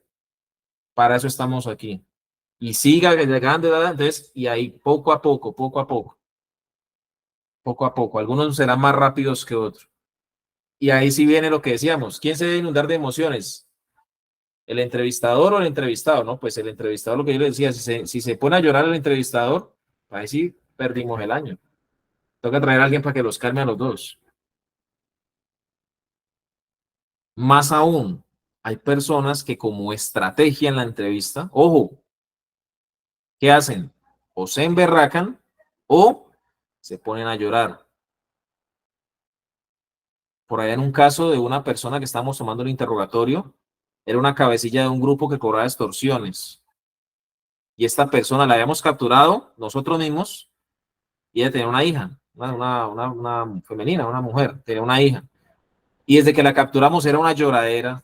Y entonces después dijo, listo, yo colaboro, pan, interrogatorio. El interrogatorio medio empezó y se puso a llorar y llora y llora y llora y llora. Entonces, una cosa es la inundación de emociones y otra cosa es que la estrategia. Se tiene que aprender a identificar cuando lo hacen realmente por inundación de emociones o cuando lo hacen por estrategia. Entonces, había conmigo una funcionaria, una investigadora, que vio que la señora, la niña estaba afuera, ¿no? Esperando que la hija, porque se había capturado la niña, entonces estaba afuera. Y la niña, desde que la entramos a la señora a la carceleta, la niña se le fue, la abrazó llorando y ella también, mi hija, mi hija. Y eso me ha dicho el show ahí. Y yo ahí casi que me daba risa, yo casi que me reía. Y entonces me dijo la funcionaria allá en el interrogatorio, jefe, pero usted sí es muy insensible. Qué pesar de la señora. Ya se le venía el ojo así como cuando uno está viendo una película de esas que lo ponen a uno a llorar y el ojo ya le hacía la lágrima aquí, ya le salía. Entonces yo le decía a la compañera, decía, es que usted no ha escuchado las interceptaciones que he escuchado yo. Donde ella amenaza a la gente que si no pagan los pican y los echan en canecas, los desaparecen. Donde amenaza a la gente diciéndole, yo sé que usted tiene 2 hijos pequeños y si no se los desaparezco, se los pico. Y vaya y sáquelos de la vereda y verá que también se los coge y se los ha hecho hasta donde llegue. O sea, era una, y no es no así como estoy hablando, ¿no? Eso era de hijo de tantas para arriba y arraso con todo. O sea, era un vocabulario. Entonces, en este caso, ¿será que esta señora en el interrogatorio interrumpió como unas 10 veces de ponerse a llorar? Y mi hija y mi hija. ¿Será que estaba teniendo inundación emocional o qué era? María Eugenia. Ahí quería manipular para que sintieran pesar por ella. Pero ahí es donde yo siempre he dicho que más como investigador, y yo creo que casi acá todos son investigadores y trabajan en esa rama, es en esto no hay que colocarle el corazón, sino la razón. Creo que es algo importante porque si uno le coloca el corazón, pierde como investigador. Claro, tienes toda la razón. Como dicen por ahí, el que se enamora pierde, ¿cierto? El investigador que se deja influenciar emocionalmente pierde. Hay que tener empatía. Ojo, no me quiero hacer malinterpretar o malentender.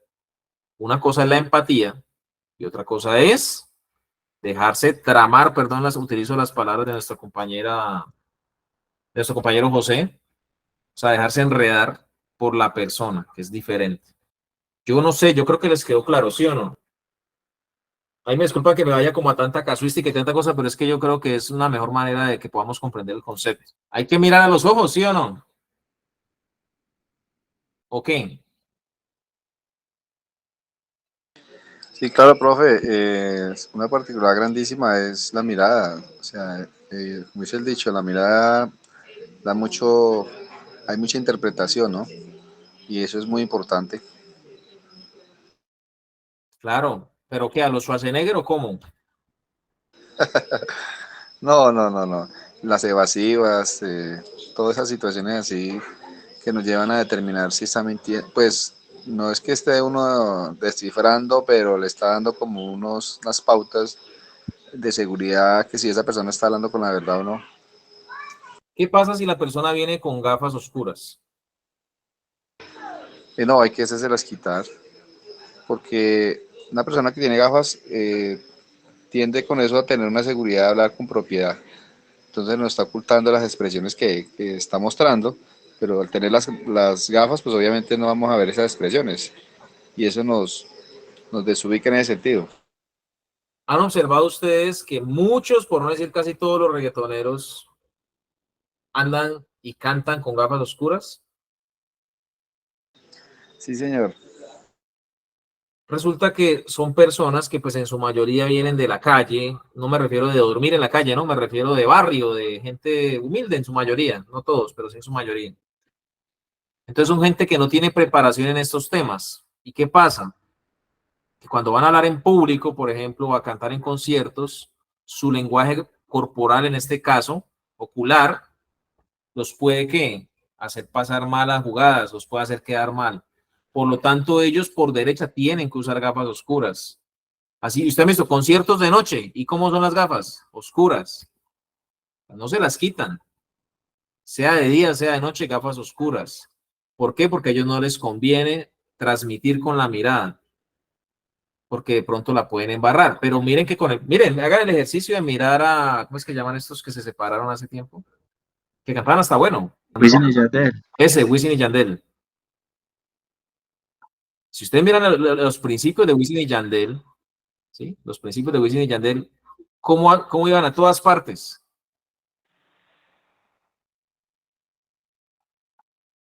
Con gafas oscuras.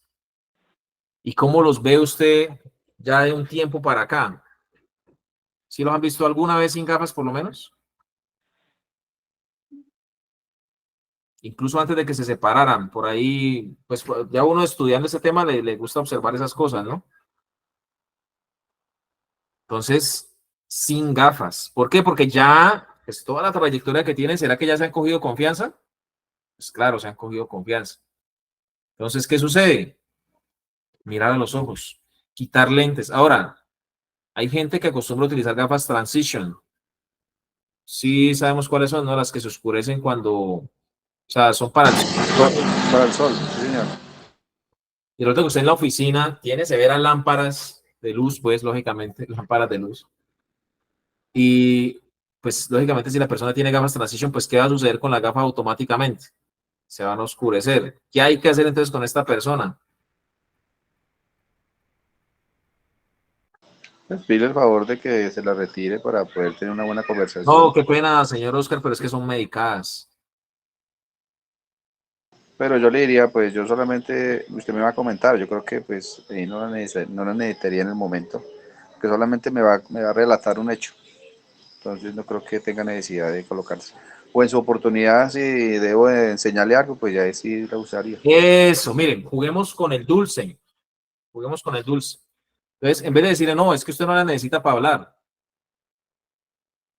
Decirle, no, tranquila, no se preocupe, tranquila. Las podemos poner aquí a un lado, si gusta, o las guarda, no hay problema. Y si de pronto requerimos que usted lea algo, que puntualice algo, no se preocupe, la sacamos en ese momento, pero es que necesitamos tener un mayor contacto o contacto más directo. Muchas gracias.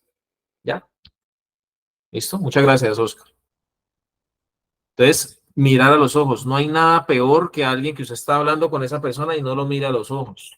Y como dice por ahí Roger, los ojos son la ventana del alma, claro. Mírense el video, en el video dice algo sobre eso. El video dice algo sobre eso, que los ojos son la ventana del alma, precisamente.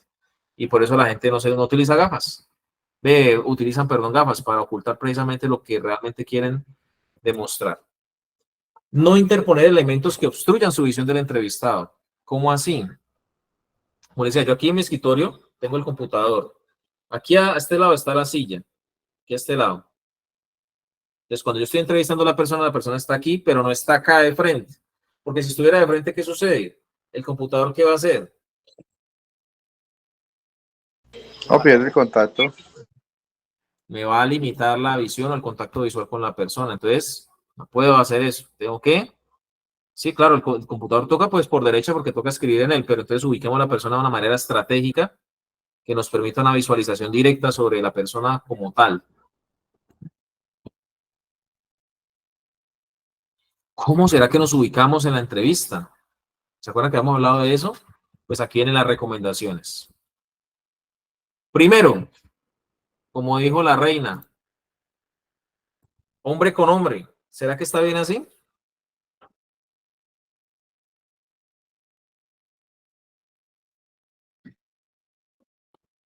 ¿Qué dicen ustedes? No, porque se ve como muy confrontativa la situación. Cuando ustedes, bueno, ¿no? En mi época, ¿no? No sé cómo era ahora porque en los colegios como que ya no se pelea, ¿no? En mi época se peleaban los descansos. Y cuando se iba a pelear con alguien de muchacho, ¿qué era lo primero que hacía? Se paraba, ¿sí? Frente a frente uno del otro, porque esto es confrontación, ¿sí o no? Entonces en la entrevista, si yo me coloco de frente a frente con el entrevistado y ambos somos hombres o de sexo masculino, identificación de género masculino también, pues para que quede la claridad, pues va a sonar, va a verse como un poco extraño, ¿no? Como retador, como enfrentando. Entonces la idea no es esa. Para que en el caso de hombres entrevistando hombres, la recomendación es cómo. ¿Sí estaba viendo la diferencia? Miren, así no. La recomendación es así. Sí, como de cerdo, digámoslo así. Como un en poco en medio de la boca, diagonal. sí. Diagonales. En diagonal, exacto. Sí, como un poco en diagonal para que no se vea como una situación de confrontación. Ahora, la recomendación, señoritas y señores, es que no sea un entrevistador, sino que sean 2 entrevistadores. Dos. Recomendación de las técnicas de entrevista. No está en el Código Procesal Penal, no lo van a buscar. Las técnicas de entrevista, pues en especial nos dicen que la recomendación es que sean 2 entrevistadores. El protocolo del 2005 que les mencioné y les recomendé la clase pasada, recomienda que sean 2 entrevistadores. Y el ejercicio es el siguiente con el primer y el segundo entrevistador. Uno, que el que ustedes pueden ver generalmente el que está atrás de la silla, es el que va a recibir la persona, la va a ayudar a ingresar, ¿sí? Es la persona que le va a ofrecer algo de beber, y es la persona que sobre todo debe hacer la edificación. ¿Se acuerdan que les dije esta palabra en la clase pasada? Edificación. ¿Qué es la edificación? ¿Qué debe hacer este primer entrevistador? Sería como una perfilación más o menos de la persona, del inicio de la entrevista. Sí, eso es una parte. Pero cuando hablamos de edificación, este primer entrevistador, ¿a quién tiene que edificar? Profe, no estoy en la clase pasada que estaba de turno, casi. Bueno, de los que estuvieron, ¿a quién tiene que edificar el primer entrevistador? Pues ¿a quién? No estuve, pero me imagino que al entrevistado, hacerse una idea de quién es, su posición social, todo eso, si fue el que lo recibió. Pues eso es como perfilarlo, sí, señorita. Efectivamente, doctora María Eugenia. Sandra. Profe, creo que el contexto era de esa clase que se refería como a construir o a reforzar una buena relación, o sea, con el entrevistado para crear como el ambiente de confianza, un ambiente de confianza y respeto mutuo para que así facilite la comunicación. ¿El rapport? Sí, podría llamarse también. Más o menos. Bueno, vamos dándole, Andrés Briceño. Hablábamos que era importante conocer la carpeta, conocer a quién vamos a entrevistar, de qué vamos a hablar. Los que estuvieron en la clase pasada, no sé si pudiste estar, Andrés, creo que no. Lo que hizo la fiscal conmigo cuando yo fui al interrogatorio. Les tiro pues esa pista. Me edificó. ¿Qué es edificar? Lo empoderó. Empoderar es otra cosa, ¿no? No, le dio, lo certificó que era el de confianza, el que sabía, el que conocía el caso. Eso, porque empoderar es decir, dale, vamos, tú puedes, tú eres un berraco. Sí, no, empoderar no, impulsó fue al testigo a decirle, no me va a meter los dedos a la boca porque El investigador conoce muy bien la organización y depende de él que yo le dé el aval del principio de oportunidad.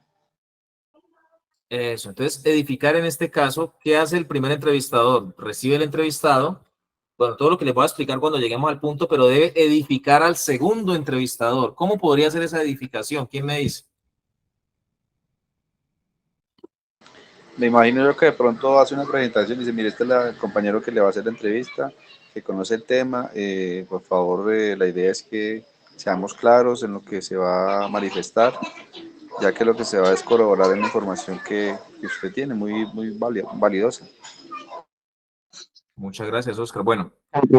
Le presento al compañero que va a realizarle la entrevista.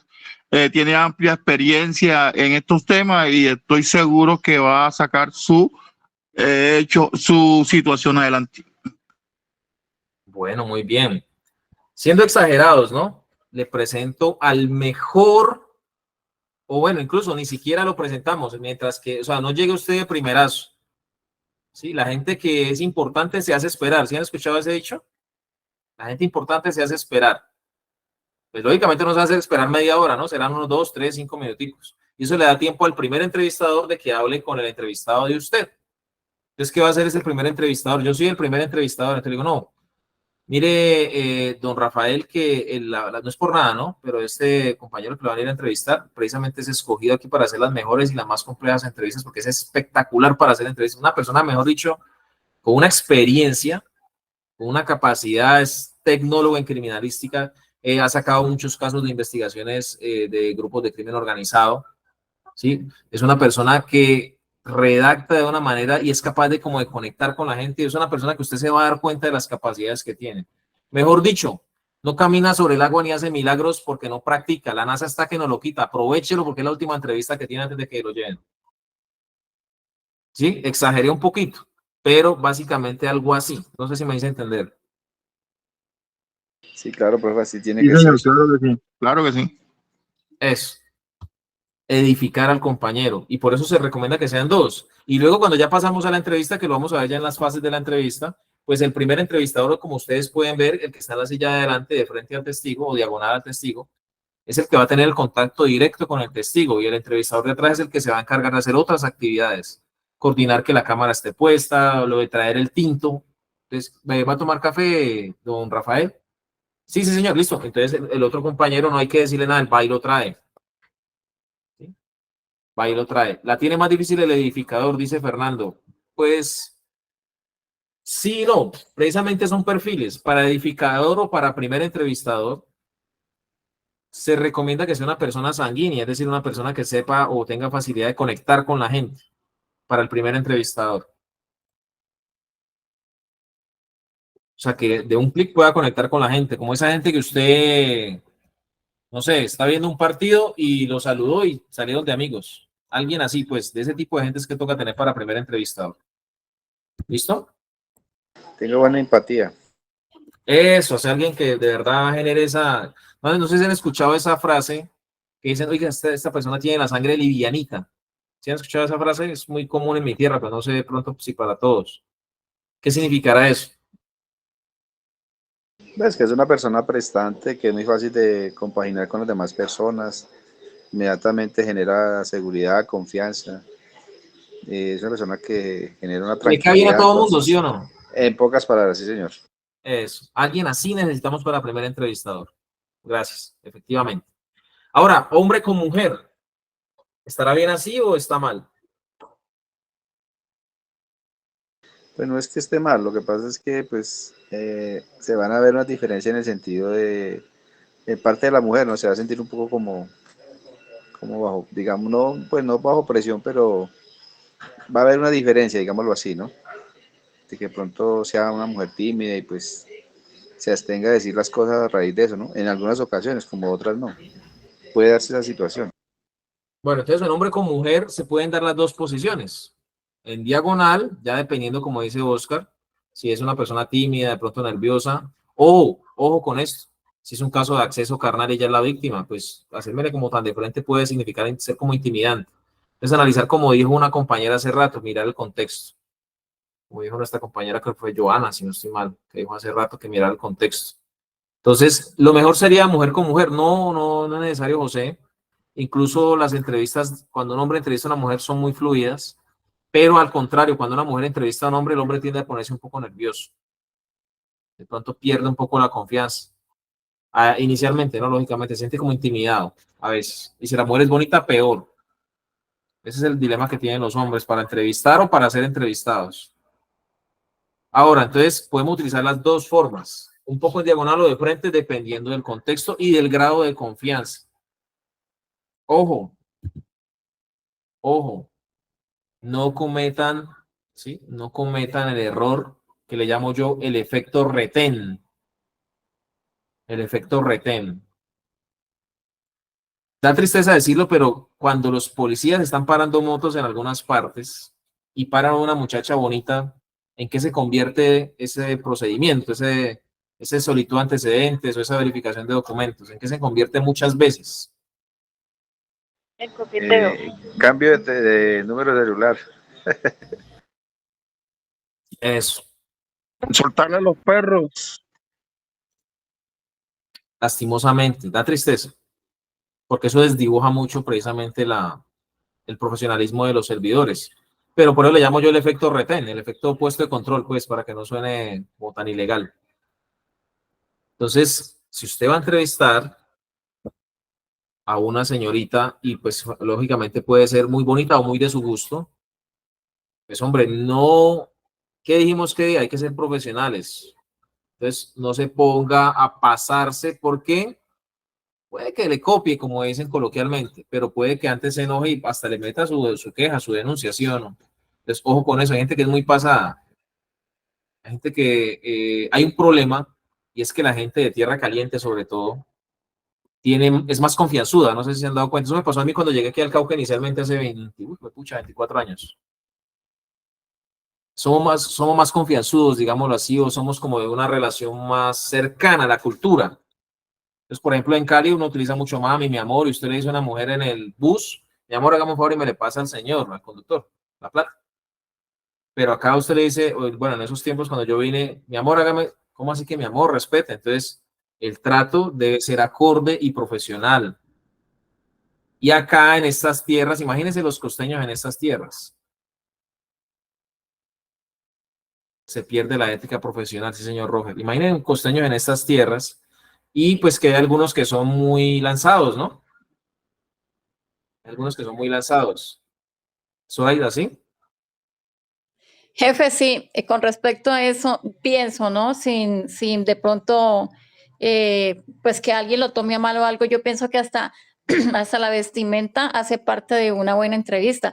Hay un caso muy curioso con una compañera mía en el trabajo, ella era una civil y ella manejaba la oficina de investigaciones internas, ella debía llamar a privados de la libertad para las investigaciones internas de ellos, ¿no? Y una vez ella pues tenía una pechonalidad muy grande y la ropa de ella era muy descubierta. Y una vez pasé por la oficina de ella, entré y estaba el privado de libertad frente a ella y no era capaz de verla. Entonces yo pienso que hasta eso también hace parte de una buena entrevista. Claro, claro. Efectivamente, no, pues sí, es la forma de vestir, son los atributos que tiene, no es culpa de ella, pero en esos momentos, en esos aspectos, pues hombre, tiene que tener esa, digamos, esa prevención. Sobre todo, pues para no intimidar al entrevistado, pero también uno no sabe, ¿no? Qué situación pueda pasar. Miren que en victimología y criminología, nuestra experta, yo diría pues que mejor dicho, es una persona excelsa en el tema, que es Magda, la jefe Magda, nuestra psicóloga forense y psicóloga clínica, perfiladora criminal, especialista en victimología y criminología, mejor dicho, cartones, me demoraría aquí hasta lo que nos queda de clase hablando de cartones. En la charla que dimos ayer en el tema de feminicidio, en la alcaldía acá, en coordinación con la alcaldía, un seminario, yo decía, bueno, lo que nos explicaba es que hay unos factores favorecedores que hacen que la gente se convierta en víctima. Y básicamente se resume en esto. Si usted pasa mucho por la peluquería, algún día va a tener un corte de cabello. Entonces, las zonas, ¿sí? La forma de vestir en el caso de los feminicidios, por ejemplo, de las víctimas, No es que sea culpa de ellas por vestir así, pero son factores que favorecen que los victimarios se inclinen hacia mirar a estas personas como víctimas. No estoy diciendo, y repito, y que quede claro para la grabación, señor juez, de una vez por si acaso, que es culpa de ellas por vestirse de X o Y manera. No, sino que los victimarios tienen unos fetiches, unas preferencias, y de pronto estos tipos de señoritas que se visten pues muy exuberantes, de pronto puede ser blanco más fácil de que el victimario dirija su mirada y su atención hacia ellas. Entonces, en este sentido hay que fortalecer a las bueno, el caso de feminicidio en general, para que no se conviertan en víctimas, precisamente. No está diciendo que cambien de ropa, pues que si van a andar así, tengan mayores medidas de protección, se cuiden más, no anden por sitios solos, no en papaya, mejor dicho. Ese tipo de cosas. Entonces, la compañera, por ejemplo, en este caso, nosotros tuvimos un problema, y eso fue un problema serio, porque en un procedimiento, en un caso, una compañera que era costeña muy bonita, que lógicamente esas tierras producen mujeres muy hermosas, era alta, muy bonita, y de pronto este tipo se sobrepasó con ella de alguna manera en pleno procedimiento. Y pues imagínense el resultado, ¿no? Entonces, y ella no andaba pues así con ropa descotada ni nada, sino pues tenía su buena silueta. Entonces tienen que tener mucho cuidado, sobre todo con personas privadas de la libertad, como era el caso que manejabas tú, Zoraida, porque en esos casos es donde está la gente pues que puede ser más peligrosa todavía. Y en un momento de esos que le demos la oportunidad de que la persona se sobrepase, eso va a ser de inmediato. Y a veces no se va a sobrepasar solamente de tocar, puede que haga algo, entonces mucho cuidado con eso. Mucha recomendación con las compañeras. Hoy, lastimosamente, falleció aquí en la ciudad de Popayán un veterano de la fuerza pública, un exintendente pensionado, bueno, o en un ciudadano en retiro, porque en la calle le reclamó a un señor que había robado un celular hace unos días a una femenina. Y el tipo no tuvo inconveniente y sacó y le pegó una puñalada, o no sé, creo que algo más, y falleció. Entonces, medidas de protección sobre todo. Y parte de eso, como servidores públicos, en especial ustedes, las mujeres, pues, como seres de especial protección en este aspecto, pues mucho cuidado con eso. No les digo, como vuelvo y repito, no es que tienen que controlar la forma de vestir, pero sí que tengan mucho cuidado, ¿ok? Para que les recomiendes de pronto a la compañera, sobre todo manejando ese tipo de personas, ¿no? Bueno, volvemos al tema. Entonces, claro, ¿no? Seguimos. Resulta que la señora o el señor va con el abogado o va con acompañante. Y es que si no entra conmigo, no doy la entrevista. O el interrogatorio, bueno, el interrogatorio sí toca con el abogado. Pero la entrevista, no vamos a la entrevista primero porque aquí ya tengo siguiente la del abogado en el interrogatorio. ¿Qué hacemos con la persona? Pues la colocamos aparte. No podemos dejar que nos quede ahí pegada. ¿Por qué? Porque nos va a interrumpir. Va a distraer al entrevistado o a la entrevistada. Entonces le damos claridad sobre eso. Seguimos. Es el abogado y es un interrogatorio. Pues sí, que esté cerca, que esté ahí pegado, pero cuando lleguemos al punto del desarrollo de la entrevista del interrogatorio, les voy a explicar y les voy adelantando que el abogado o la abogada no están en el interrogatorio para decirle al interrogado qué contestar. ¿Me hice entender? Caballero, ¿usted me podría decir si tiene responsabilidad en los hechos y cómo lo realizó?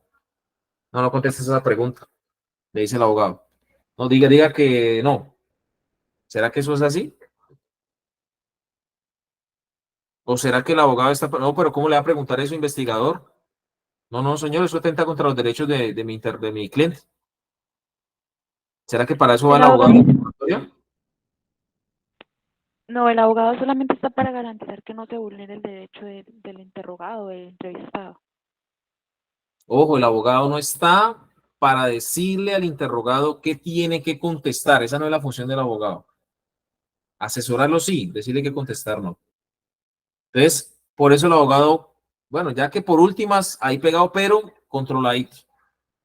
Controladito. ¿Y cómo controla usted el abogado? Pues dominio. Ya dijimos, la mano, el saludo, la palmadita en la espalda, el tono de voz, el caminado, usted le dice si entra o no entra, o le da permiso para entrar, dónde se sienta, quién habla primero, quién se sienta primero. ¿Me recuerdan eso que dijimos? ¿Quién es el primero en hablar? El entrevistador. El entrevistador. El ¿Quién es el entrevistador. primero o el último más bien en sentarse? El entrevistador. Si está en medio, y esto ya no lo dije en la clase pasada, pero lo digo una vez, estamos en medio del interrogatorio y el abogado se para y empieza a hablar. ¿Qué hago yo? El entrevistador también se levanta. Se levanta, pero pues no así bravo, ¿no? Ni nada, no, se levanta suave. Claro, sí, señor, porque se debe poner al mismo nivel de su interlocutor. Si yo me quedo sentado, me da un signo de inferioridad. Me da un signo de inferioridad. A mí una vez un jefe se me emberracó por eso. Que llegué a la oficina, él estaba sentado y yo parado le fui a ofrecer la mano y no me la quiso dar. Eso era un poco exagerado, pero me hizo entender a mí algo, y es que como no se sentía al mismo nivel y tuve el atrevimiento, porque eso me dijo, el atrevimiento de ofrecerle primero la mano, cuando me dijo, usted tiene que saber que usted no le puede ofrecer la mano primero al jefe. El jefe es el que da la mano primero siempre. Usted debe esperar a que su jefe le dé la mano. Imagínense ese punto de dominio, ¿no?, que manejan en algunas esferas, sobre todo los jefes, por no decir pues específicamente qué tipo de jefes. Y no quiso dar la mano. Yo espero que aprenda con esto. Imagínense. Entonces, o sea, uno cree que no es así, pero eso es de mucho cuidado.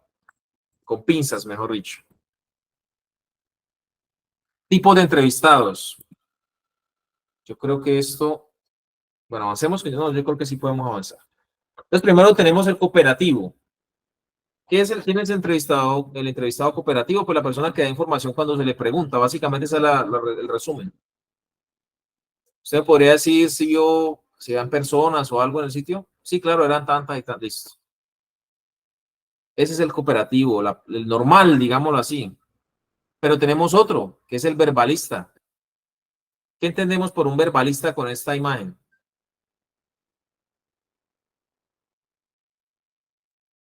Que habla muchísimo. Habla mucho y aporta poco. Eso. Entonces, Costa, pregúntame sobre unos hechos.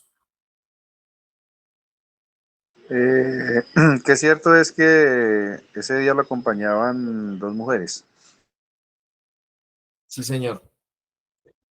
Eran 2. Pero aparte de eso, estaban pendientes por llegar otras 2. Buenísimas. Mejor dicho, hermosas. Si usted quiere, se las presento. Me hacen acordar de unas muchachas que conocí en Pereira cuando fui por allá a trabajar. Qué gente tan amable por allá. Y no, estas muchachas también muy lindas. Fuimos a rumbear con ellas inclusive. No, y usted viera después, tenían un carro. Usted las veía unas señoritas, o sea, pero cuando salimos de la discoteca, ese carrazo que tenían. ¿Qué está pasando ahí? Ya se está saliendo, ya está siendo como muy extenso. Me está desviando la pregunta como tal. Eso. ¿Qué debe hacer usted como entrevistador cuando esto sucede? Hacer la pauta, sí, aparte de que fue con ellas, específicamente, ¿usted sabe el nombre de ellas? Hacer como la pausa ahí para decirle que yo necesito es que me digas a 2 personas. ¿No? Reencauzarlo. Más no se extenga más de lo que no lo estoy preguntando. No se me extienda demasiado, efectivamente. Muy bien. ¿Claro el verbalista o alguna pregunta? Hay 2 situaciones por las que una persona puede ser verbalista. La primera, porque habla mucho. Y la segunda, ¿por qué?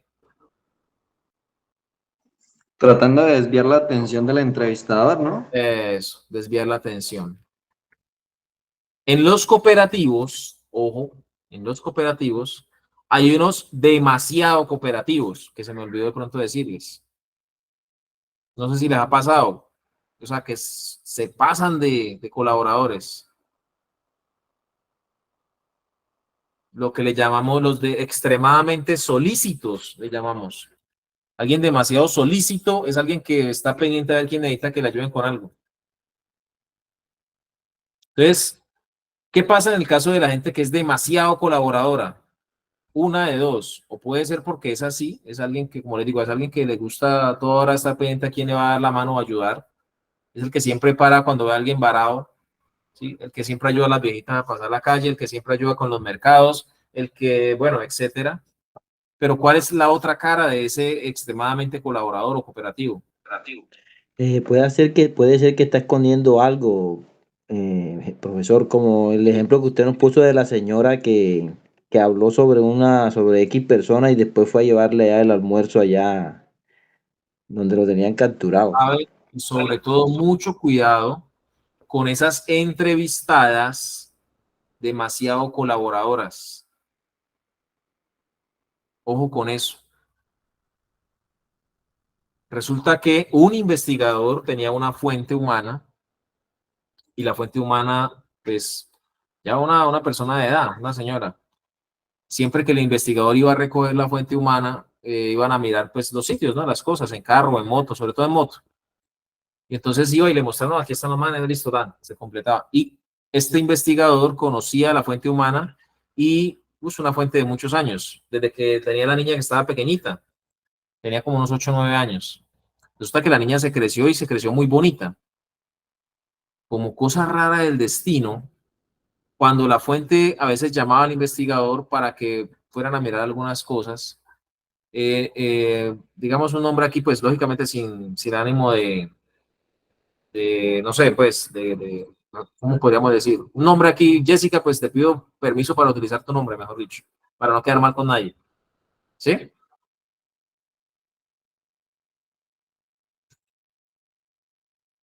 Jessica, ¿me das permiso o, bueno, no sé, o Zoraida? ¿Listo? ¿Me autorizas para usar tu nombre? Pues toca pedir permiso, ¿no? Lógicamente. Listo, Zoraida, gracias. Entonces, la niña se llamaba Zoraida, por ejemplo. Y entonces la informante, de un momento a otro, de la niña ya crecidita, 17, casi 18 años, no, mira, lo que pasa es que es para un caso de tal cosa. Listo, listo, ya voy. Y cuando ya estaba llegando el investigador, no, ahí te mando a Zoraida para que vas a mirar con ella. Listo, una vez, recogía y arrancaba. Pero el investigador notaba que pues la fuente, la hija de la fuente o la fuente que iba a mostrar el sitio era como demasiado, o sea, una cosa es que vaya en la moto por simular y de pronto abrace, y otra cosa es como que ya apriete mucho, ¿no? Bueno, una vez pasa, 2 veces y a la tercera vez, no, ya te mando a Zoraida. Un momentico, a mí no me esté mandando a Zoraida, que yo no estoy buscando, perdón la expresión, no estoy buscando moza, ni amante, ni novia, ni nada. Yo estoy trabajando es con usted, entonces por favor no me la vuelva a enviar. Cuando van esas entrevistadas demasiado amables, ¿sí? Demasiado, ¿cómo podríamos decir? Voluntariosas con el entrevistador, o al contrario, esos entrevistados demasiado simpáticos y a la vez demasiado amables con las entrevistadoras, ¿no les da como sospecha?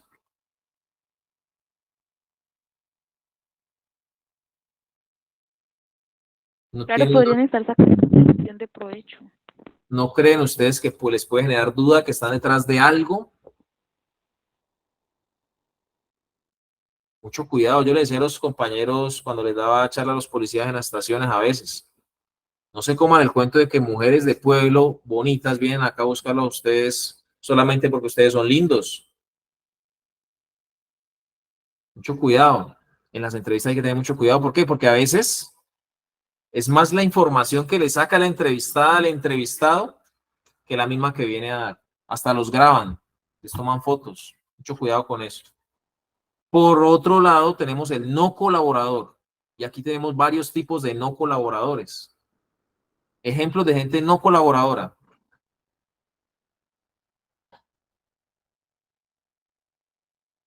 Algunos que llegan con el abogado y dicen, no, me presento, pero no voy a dar la entrevista. Sí, señor Andrés. Efectivamente. No, pues yo vengo acá, pero yo no sé usted por qué me necesitan. De hecho, no sé ni para qué me llaman. Para eso traje a mi abogado. Ejemplo que hicimos con Fernando, la persona que viene, ¿qué?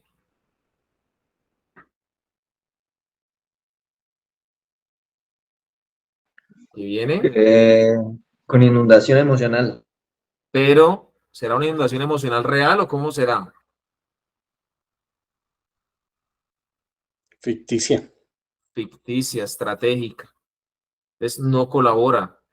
La persona que tiene mucha plata, que está muy ocupado, que es negociante, que es empresario y no quiere colaborar. La persona que es de la alta clase social y que lo menosprecia a usted y por lo tanto dice, no, es que usted no es digno de tomarme la entrevista. Yo necesito a alguien que valga la pena. Hágame aquí un un jefe, no sé, al menos, como para por lo menos que valga la pena que yo hable con él. O sea, hay muchas formas de gente que no quiere colaborar. Muchas formas de gente que no quiere colaborar. Entonces, el demasiado o el silencioso, podríamos decirlo así, mejor dicho. El silencioso. ¿Quién es el entrevistador silencioso? Miren que yo creía que estos no existían. Cuando tuve la oportunidad de trabajar escuchando desmovilizados en entrevistas, un alto índice de desmovilizados es silencioso. Casi que toca sacarles las palabras con cuchara, podríamos decirlo así como una expresión coloquial. Usted les pregunta, ¿vio algo? Sí. Cuénteme, ¿qué vio? Mataron a un señor. ¿Y qué pasó? ¿Cómo era? No, pues le dispararon. Entonces usted le toca, ahí es donde ya usted no le da la amplitud al relato para que hable con confianza, sino que le toca a usted empezar a preguntar y entonces ir guiando para que la persona vaya hablando. Tedioso, pero pues hay que tener paciencia con ese tipo de entrevistados. Pregunto, ¿algún otro tipo de entrevistado que ustedes se puedan imaginar o que les haya tocado en una entrevista, aparte de estos? Sí, claro, está el traumático, está el que quiere impresionar. El demasiado el que, cooperativo, sí, el que quiere impresionar. ese. Defensivo grosero, no colaborador, efectivamente. Armar un rompecabezas con el silencioso, dicen por ahí. Bueno, puede ser una estrategia. El que pide sobrado, algo a cambio. efectivamente. El Miguel, sobrado hay de dos tipos. ¿Cómo, Nelson? el que pide algo a cambio. Bueno, aquí ya ya hablamos de otro tipo, el negociador, ¿no? O sea, que ya no se vuelve solamente entrevistado, perdón, sino ya casi que fuente humana, pues va a aparecer efectivamente el que exige, ¿no? El sobrado, dice José. El sobrado es el que puede ubicarse como en el demasiado cooperativo, podríamos decir, por ese punto, o en el no colaborador, ¿no? Porque uno no sabe por qué está sobrado. Eso lo vemos en lenguaje no vamos a ver eso, ¿no? Les adelanto. Por ejemplo, cuando ustedes, señoritas, han salido con hombres que empiezan, no sé si les parece o han escuchado. Hola, mami, ¿cómo es? Bueno, vamos, no tenemos tiempo para escoger a una compañera. Entonces le empieza a decir, no, mira, pues es que tú me gustas mucho y yo tengo un carro. Pues es 2020, pero está bueno, un carro bueno, un último modelo, camioneta. Tengo mi casa de 500 millones de pesos y un apartamento de 800 en la zona del centro. Yo, ¿para qué? Pero yo me defiendo, ¿no? Y aparte yo tengo 5 negocios en el centro de Medellín. Pool. Cuando quieras, mami, pasas por allá y una mudita de ropa bien bacana, te la mides, no te preocupes, yo corro con todo. ¿Qué sienten ustedes, señoritas, de pronto alguna de las compañeras que me colabore, cuando se encuentran, o no sé si se han encontrado con un hombre de este tipo? Pues en lo personal, profe, para mí es aburridor y fastidioso. Tiende a uno a cansarse más rápido de no quiere escucharlo. ¿Existen los hombres así? Sí, señor. Conmigo no te faltaría nada, no te preocupes. Ojo, nosotros tuvimos un caso con la compañera que les digo que era muy bonita, donde un señor una vez le dijo, no mames, que usted está perdiendo plata aquí. Yo la pongo a vivir, le dijo el entrevistado, yo la pongo a vivir. Dígame cómo es. Entonces, miren, en la viña del Señor de todos se encuentra. Entonces, bueno, yo creo que hoy fue productiva la clase, ¿sí o no? Abarcamos buenos temas, abarcamos buena información. No sé si alguien tenga alguna apreciación o participación para cerrar. Como Miguel, renuente tenemos al no colaborador, Andretti. Sí, señor, gracias, el renuente. Miguel, tengo una pregunta para usted.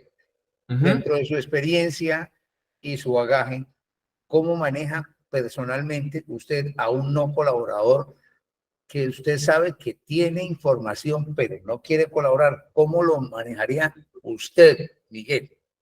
Bueno, yo iba a arrancar esto porque en la próxima clase vemos esto más barreras, más errores del entrevistador. Pero bueno, les adelanto un poco. Cuando la gente es no colaboradora, hay que mirar la razón por la que no colabora. ¿Ya? Es decir, lo que miramos, o que es alguien muy sobrado, o que es alguien que es muy ocupado, o que es alguien que es mala gente, o que es alguien que está bravo, pero es de momento, o es que es así. Entonces hay que mirar, bueno, ¿y por qué no me quiere colaborar? Desde ese punto empezar a ver qué se le puede intercambiar o ofrecer, y no me refiero de plata ni de nada de eso, ¿no? Me refiero como generarle una comodidad emocional desde eso. Entonces, si es una entrevista y la persona nos va a colaborar y es alguien muy ocupado con muchos negocios y mantiene con el celular para ir para acá, decirle no se preocupe. Una de dos, le toca a usted aguantarse, que esté contestando, que no es lo recomendable, o decirle no se preocupe, vamos a hacer la entrevista rápido. Si quiere, más rápido, más breve, para no perder tiempo escribiendo, hagámosla grabada, no se preocupe, doctor. Y eso es rapidito, hagámosla aquí, no hacemos formato, no hacemos nada, simplemente las firmas en el formato y damos constancia que se llenó. O sea, que se dijo esto y esto y esto, y que se va en el CD para el fiscal. Y hagámosla rapidito, 10 minuticos, 15 minuticos, no se preocupe, grabada y salimos de eso. ¿Ya? O sea, mirar la razón. Si es alguien porque es mala gente, ahí le toca a usted ganarse la confianza. Si es alguien que es sobrado, pues los sobrados son los más fáciles de la gente que es no colaboradora. ¿Por qué? Porque usted lo único que tiene que hacer es ¿qué? Abrirle la brecha y ya. Inflarles el ¿qué? El ego. Eso. Entonces, depende de la persona, Nelson, depende de la razón. Y ahí vas implementando la estrategia, ¿ok? Miguel. Sí, Joan. Por ejemplo, y si a esa persona la tienen amenazada, ¿cómo usted manejaría ahí? Amenazada, si es amenazada. Lástima que no estuviste en la clase pasada, ¿no? Que hablamos de, ¿fue la pasada o antepasada? Hablamos precisamente de la protección a víctimas y testigos en el marco jurídico. Entonces, ¿tú qué haces? Sinceramente le ofreces. Le dices, miren, yo no puedo decirle que le voy a dar 100% protección a víctimas y testigos, pero sí, hay un programa. Yo hablo con la fiscal para que solicite la valoración lo más pronto posible y mientras tanto, miramos por acá por gastos reservados, por la policía, por ejército, cuando es CTI con ejército, o si no, CTI puede hacer coordinaciones interinstitucionales, no sé, con policía, para que le den una asistencia inicial a víctimas. No es mucho, es un auxilio, pero por lo menos le va a servir para cambiarse de sitio, mientras, incluso todo su núcleo familiar, 1 mes, 2 meses, que es máximo como el tiempo que puede abarcarse con eso, mientras que se le gestiona lo de protección a víctimas y testigos, porque la intención es que usted esté bien, que esté segura, o que esté seguro. ¿Listo, Joan? Listo, profe, gracias. De verdad que, como siempre, ustedes hicieron la clase y nos colaboraron muchísimo. Muy buena participación. Y les pido disculpas pues, por el vocabulario y de pronto lo de la tratadita de mal ahí con el compañero y etcétera, pero pues es con fines académicos, ¿no? Y de pronto la idea era que surtiera un efecto de aprendizaje. Les agradezco mucho, que pasen muy, pero muy buena noche con sus familias, bendecidos y pues con salud sobre todo en estas situaciones y que vamos para adelante y vamos prosperando. Bueno.